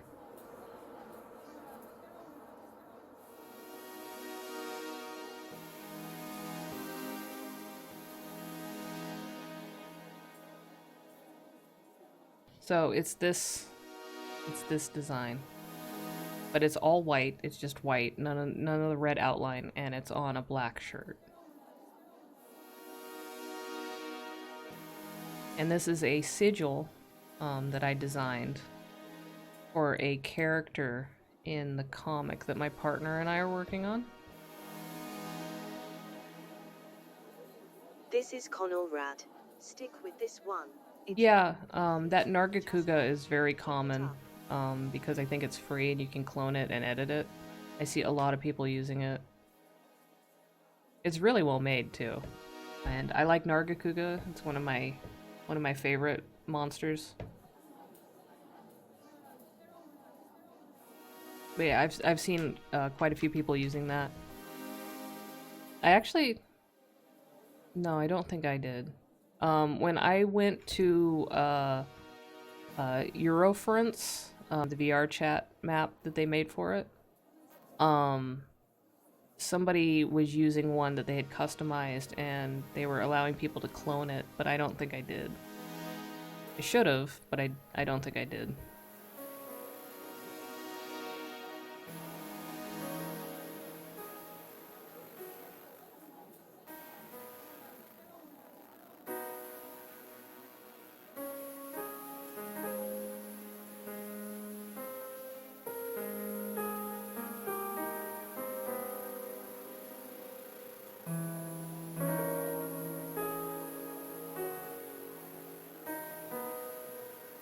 And see, this is one of the reasons why I like working digitally nowadays, is it saves me time, because if I'm sketching something out and something's not right, instead of having to erase it and redraw it and erase it and redraw it and, you know, wear the paper out and stuff like that, I can just select pieces and shrink them or embiggen them or whatever, stretch them out, you know, move them, whatever. It's just much more convenient and practical.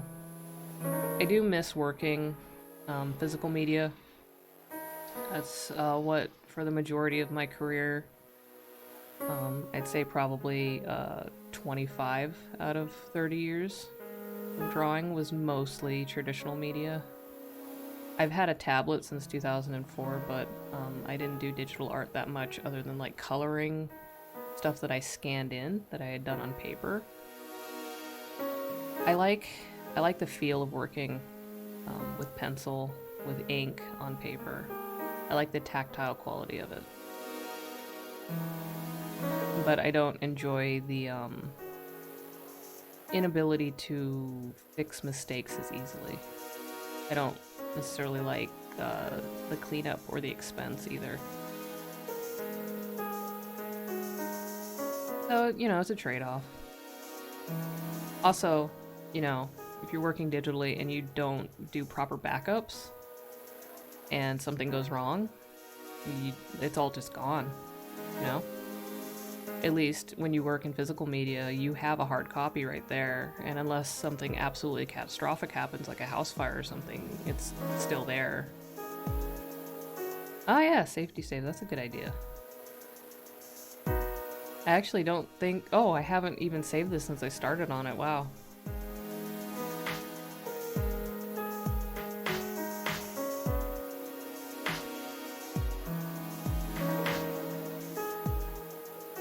Oh yeah, and I have found some contenders for the wireless cat cam. I also had some people in the Wild Abandon Discord suggest methods for using a phone as a webcam, but I don't know if I'm going to do that because my phone's camera's not very good, and mostly that. But I did find a couple of wireless baby monitor cameras that connect to PC that I might be able to use. Then I just need to find somewhere to, like, rig it up to get a good shot of my cats, who honestly will probably not cooperate, and when I want to film them, they'll probably not be in the place that I want them to be. And then when I'm not filming them, they'll probably be there, because, you know, that's just how cats are. I guess I could just, you know, bait them with treats or catnip. No, I found some, they're like, I don't know, some no-name Chinese brand. It's like less than $50. But I'm probably not going to invest in any kind of corporate wiretap technology for that kind of thing.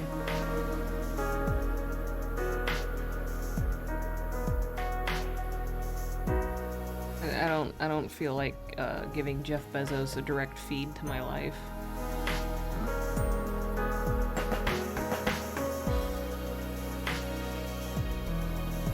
If he wants that, he's got to pay me, and it's a high price.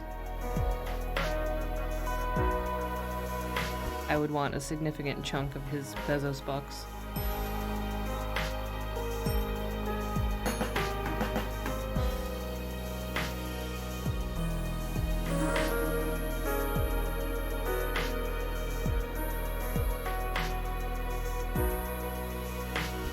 Exactly, yeah. Like I don't use any of that kind of stuff. I don't use Alexa. I don't use the Google one. I don't use Ring or Nest or anything like that. I don't even use it on my phone. Like I don't even use like the voice assistance thing.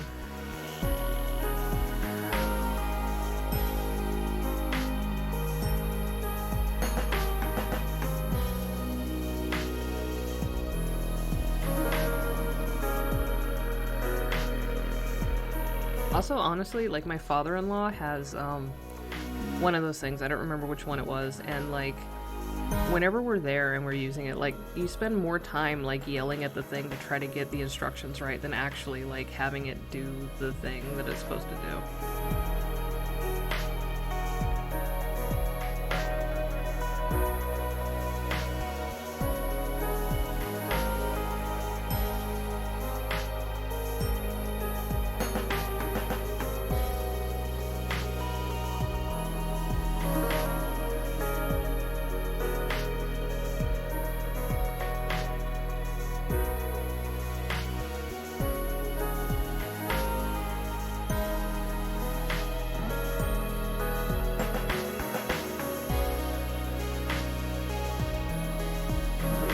No, the toy dragon was a narc.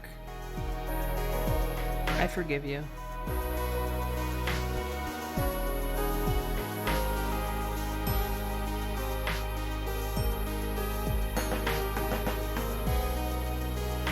But yeah, I mean, if you need it for accessibility reasons, I can understand that. Like, someone who, you know, voice commands are probably the easiest way that they can, you know, use technology for their day-to-day life. That's fine. You know, that's a pass, but I honestly am not terribly impressed with it.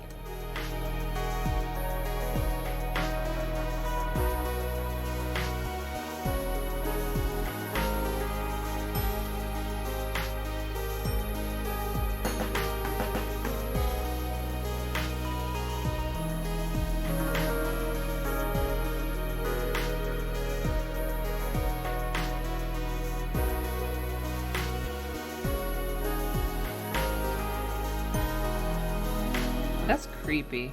Like, the fact that the technology even does that is creepy.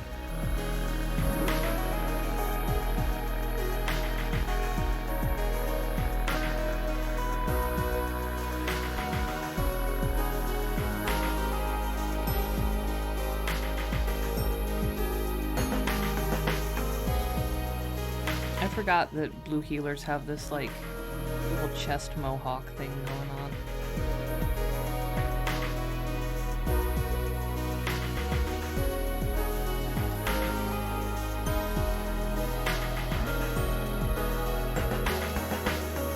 I mean, as high and mighty as I am about not using, like, Alexa or whatever, I still use Google, I still use Gmail, so it's not like I'm, like, off the grid or anything.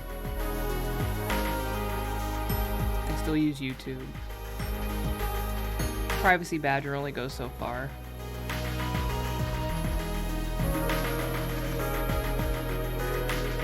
I use that shit on my phone, too, and Privacy Badger's not protecting me there. Also, I use Android, you know, so.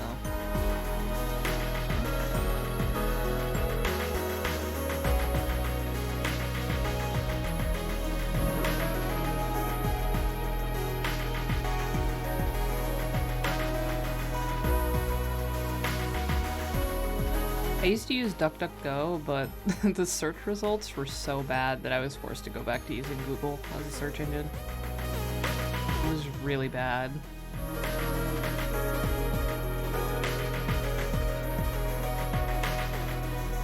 It's so bad. Like, I like the concept of it. And I have ever since it first became a thing, but the results are just really, really bad.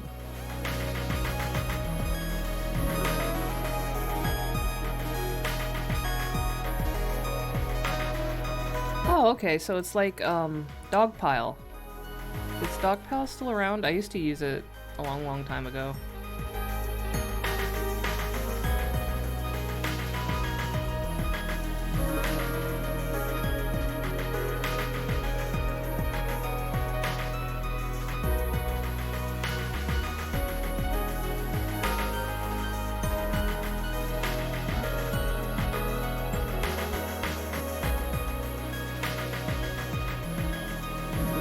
Yeah, like, a lot of my searches on Google are for reference.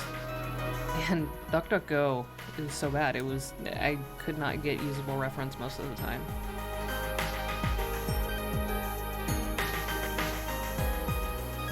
Which, you know, I kind of need it. I need reference images. I need to be able to type a thing in and get usable images. Oh no, you couldn't do the memeing. That sucks. That's essential too. What's the point of the internet without memeing?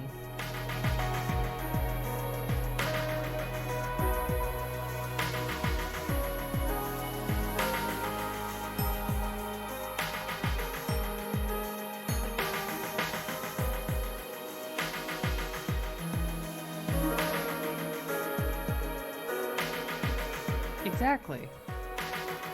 You gotta have the memes, everything else is secondary.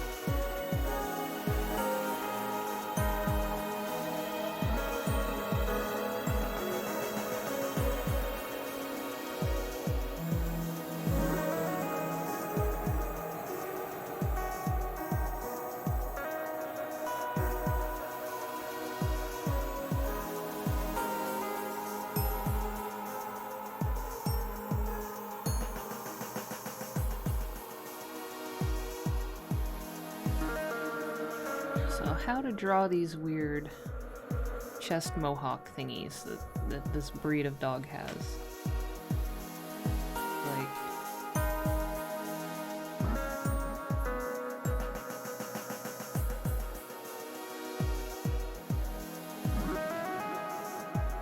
my sister-in-law had a blue heeler when she was a teenager, but I don't know what was up with that dog. She was really scrawny. We think she was a puppy mill dog.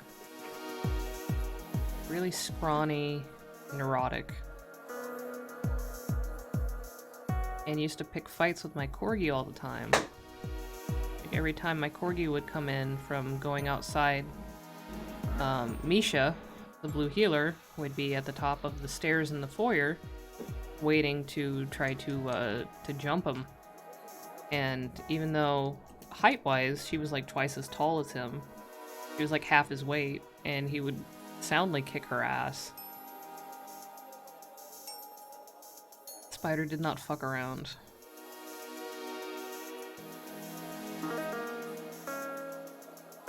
My corgi was also big, like he was above breed standard as far as like weight and size go. So he was a short stack, but he could bring it if he had to. Connell cast is free. It is supported. Like even at his trimmest, he was like about 30 pounds, which is above breed standard. In higher quality and a short extra track just for And he was longer than breed standard and taller. /ConnellRad, or click the link in the show notes. He wasn't a show quality dog. He was quote unquote pet quality, which I think is a bullshit distinction, but you know. A dog is a dog.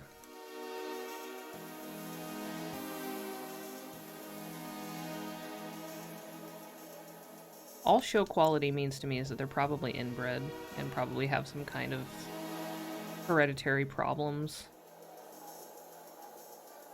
Yeah, exactly. I mean, he was pedigreed. We had, well, I still have his papers, but he was not bred for showing.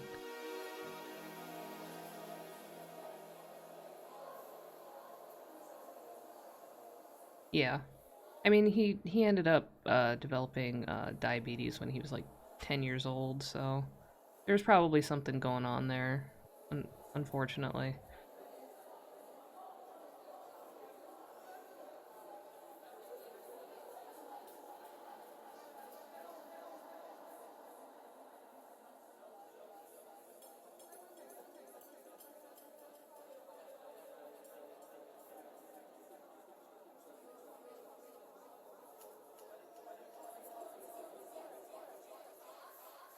He was a really good dog, though. I miss him.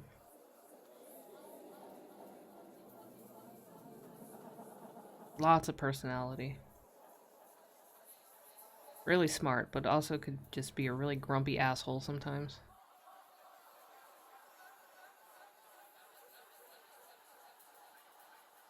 Like, he hated touching his paws. Like, if you touched his paws, he was gonna get mad at you.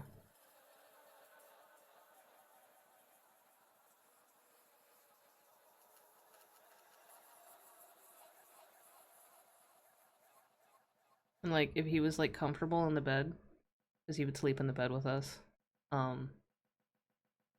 like, if you told him to move, he would, like, wiggle in place, which technically would be complying with the instruction to move because he was moving.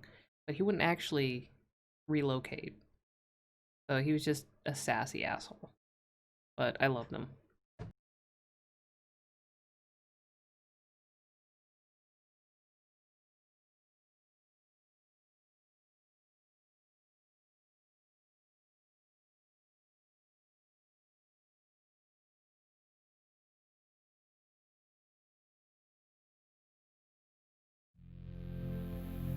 Yes, tail. Something my corgi did not have. Well, he had a stub. Because he was a Pembroke.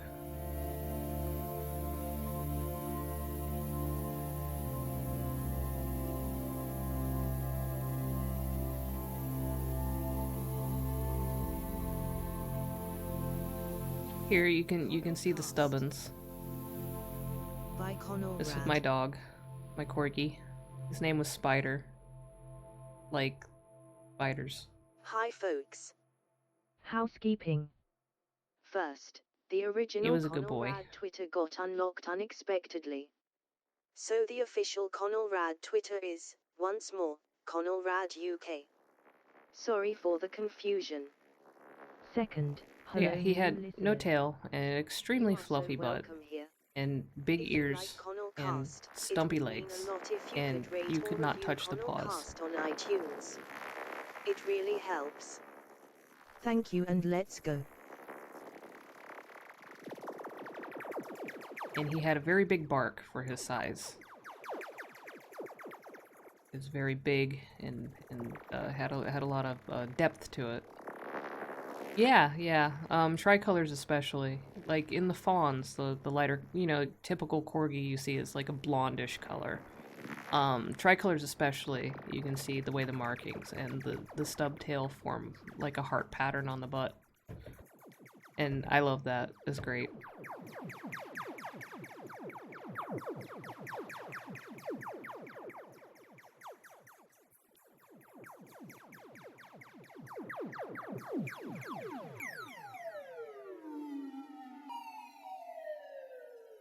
This is also him from another angle. He was actually in the middle of blowing his undercoat in this. That's why he looks a little shabby. That's why his coat looked shabby, because he was blowing his coat. I think I had actually just bathed him because he was shedding so bad. He was a little disheveled in this picture.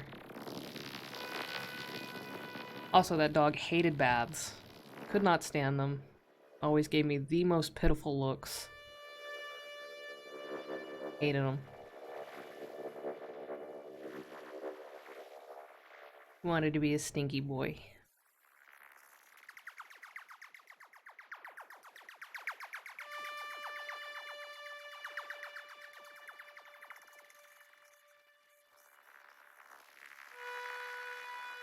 Some dogs like baths. Some dogs seem to just chill, but he hated it. He would constantly try to escape the bathtub or try to shake in the middle of it, and oh my god.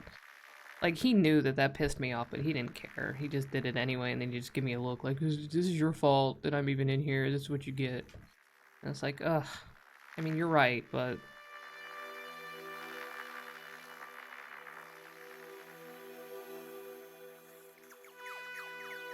But the thing is, if my partner bathed him, he would just, like, chill and sit there. It's like, wow, you traitor. I was so mad about that. Because I was usually the one to bathe him. And he was my dog. I had him flown out here after my mom passed away. Like, you're my dog. You traitor. Well, my partner bathed him and he actually just sat down in the bath and just, like, peacefully dealt with it. And it's like, holy shit.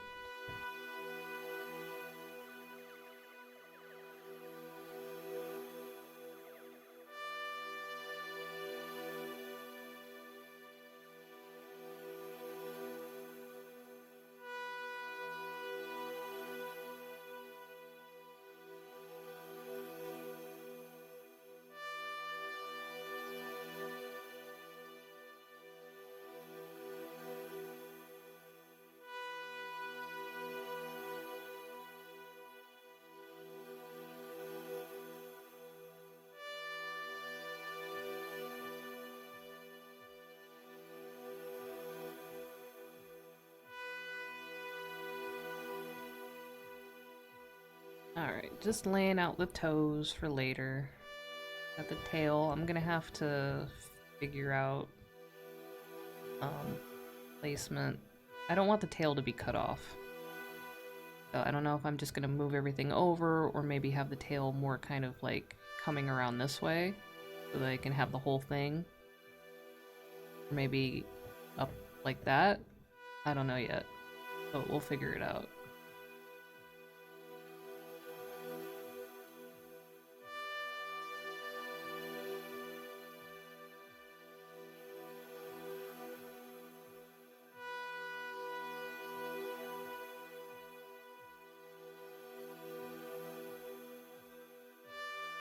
So I don't think I need the vertical guideline anymore. I more or less have a good idea of where everything is. I might make the eyes a little smaller, but then again I'm looking at the wrong picture for that. Ah, why is it like bouncing back and forth? Yeah, I might make them a little smaller.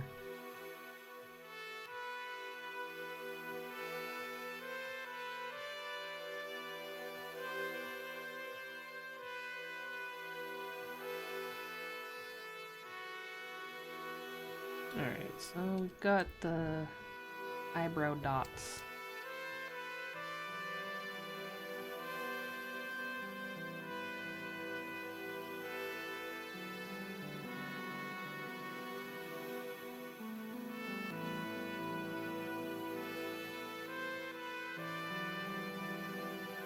And then on another layer, I'm gonna start crudely mapping out the markings.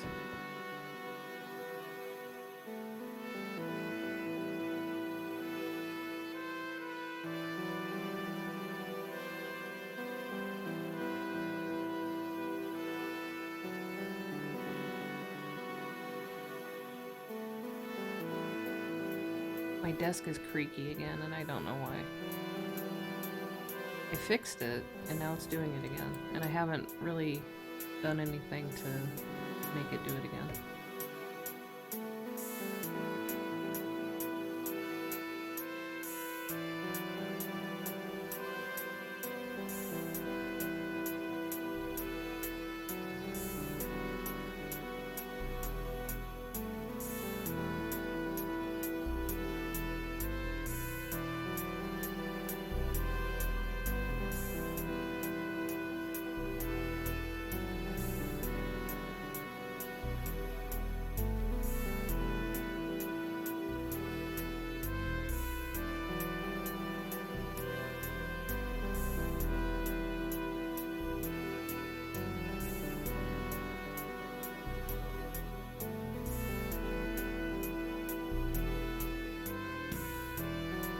Okay. Those are gonna be the black areas.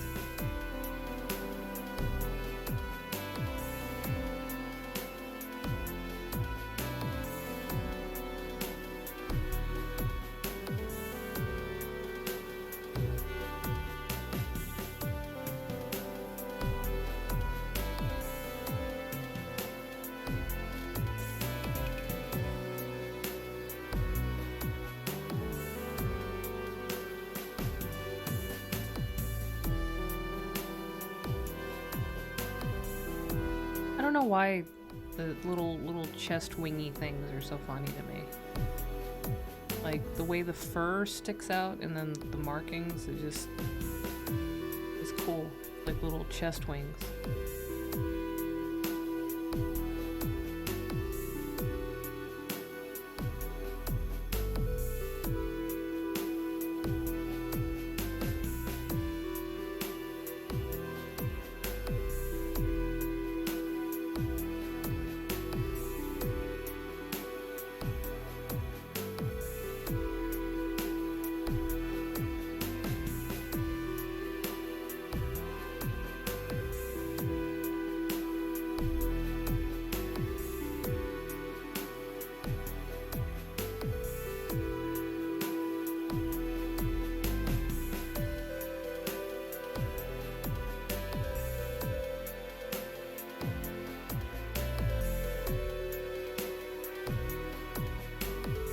Oh, that's interesting. So it looks like this dog has an uneven amount of incisors on the bottom. Okay, 1, 2, 3, 4, 5, and there should be 4.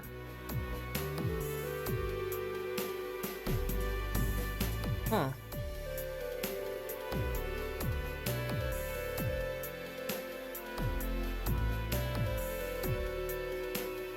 Interesting.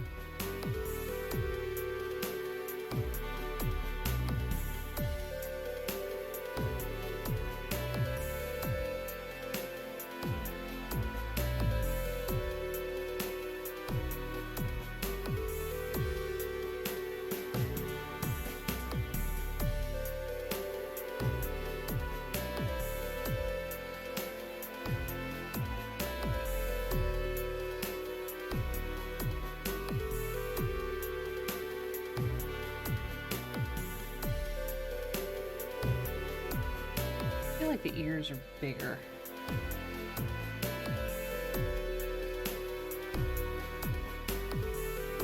I don't know if it's just like the focal length or not.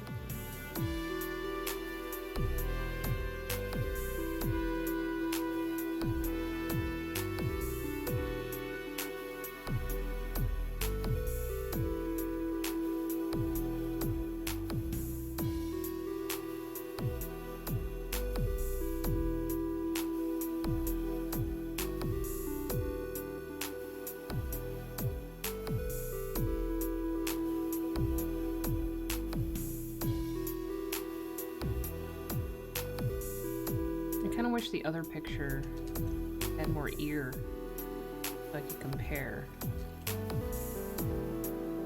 Maybe I will ask for more pictures.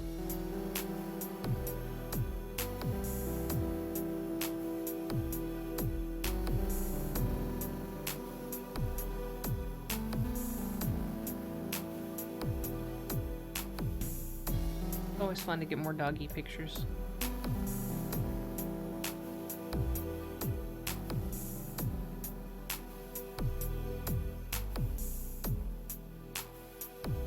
Plus, I've never met a dog owner that doesn't want to share pictures of their dog.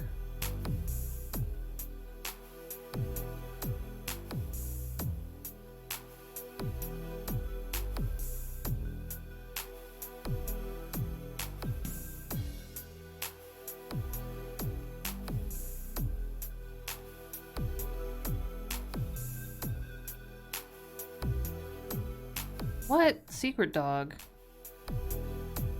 Rude. What if I want to see the dog? What if I want to experience the dog?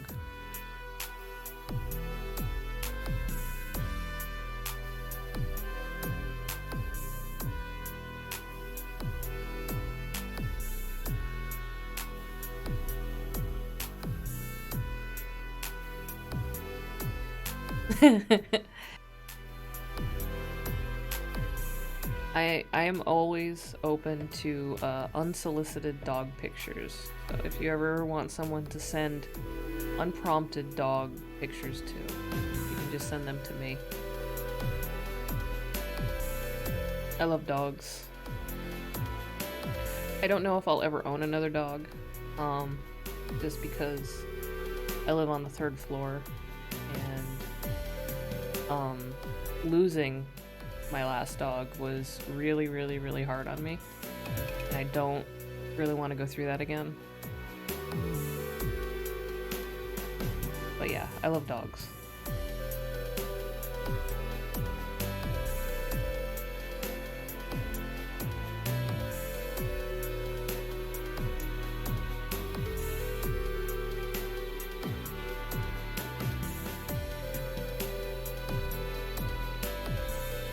Yeah, dog experience. Exactly.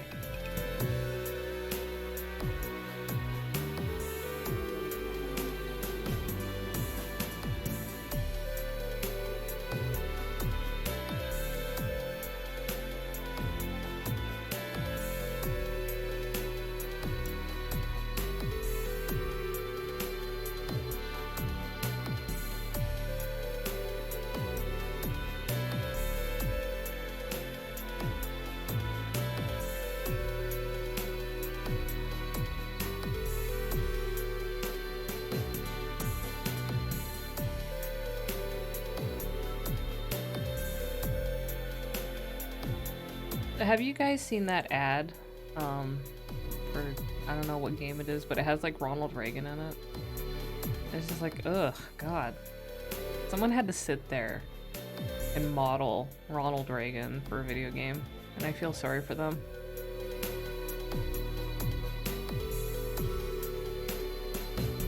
I've seen it a few times, and every time I see just this big, sallow, just hammy Ronald Reagan face, I'm just like, ugh, God.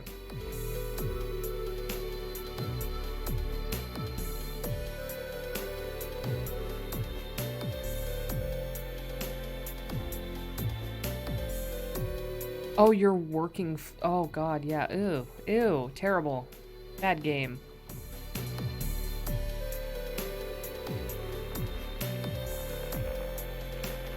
Yeah, I'm not a fan of COD. I'm a fan of the fish. I'm not a fan of the games. It's not the kind of thing I play.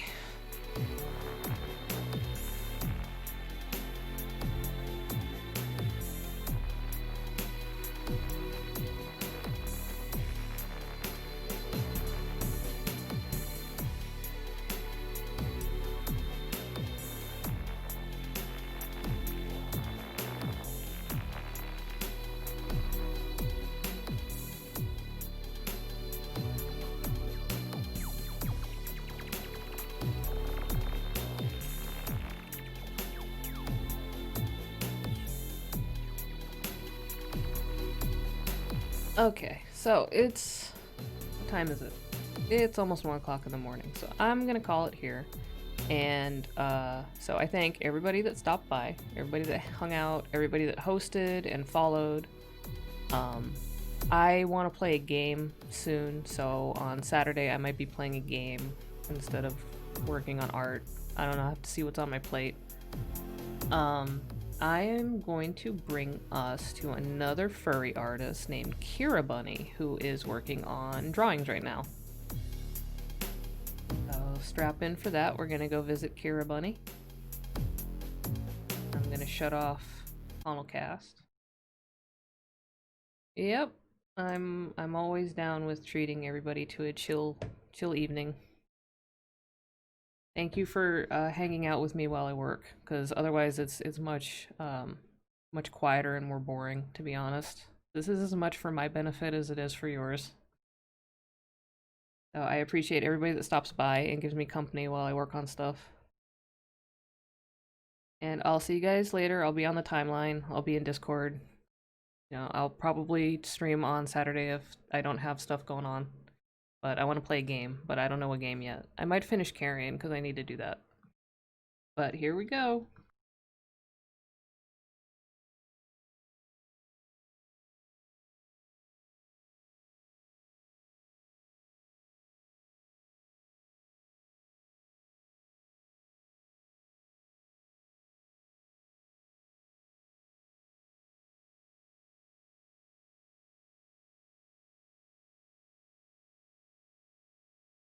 Judged for this. Oh, Extinct Dinks! Hey, thanks for the raid of 7. How was your stream?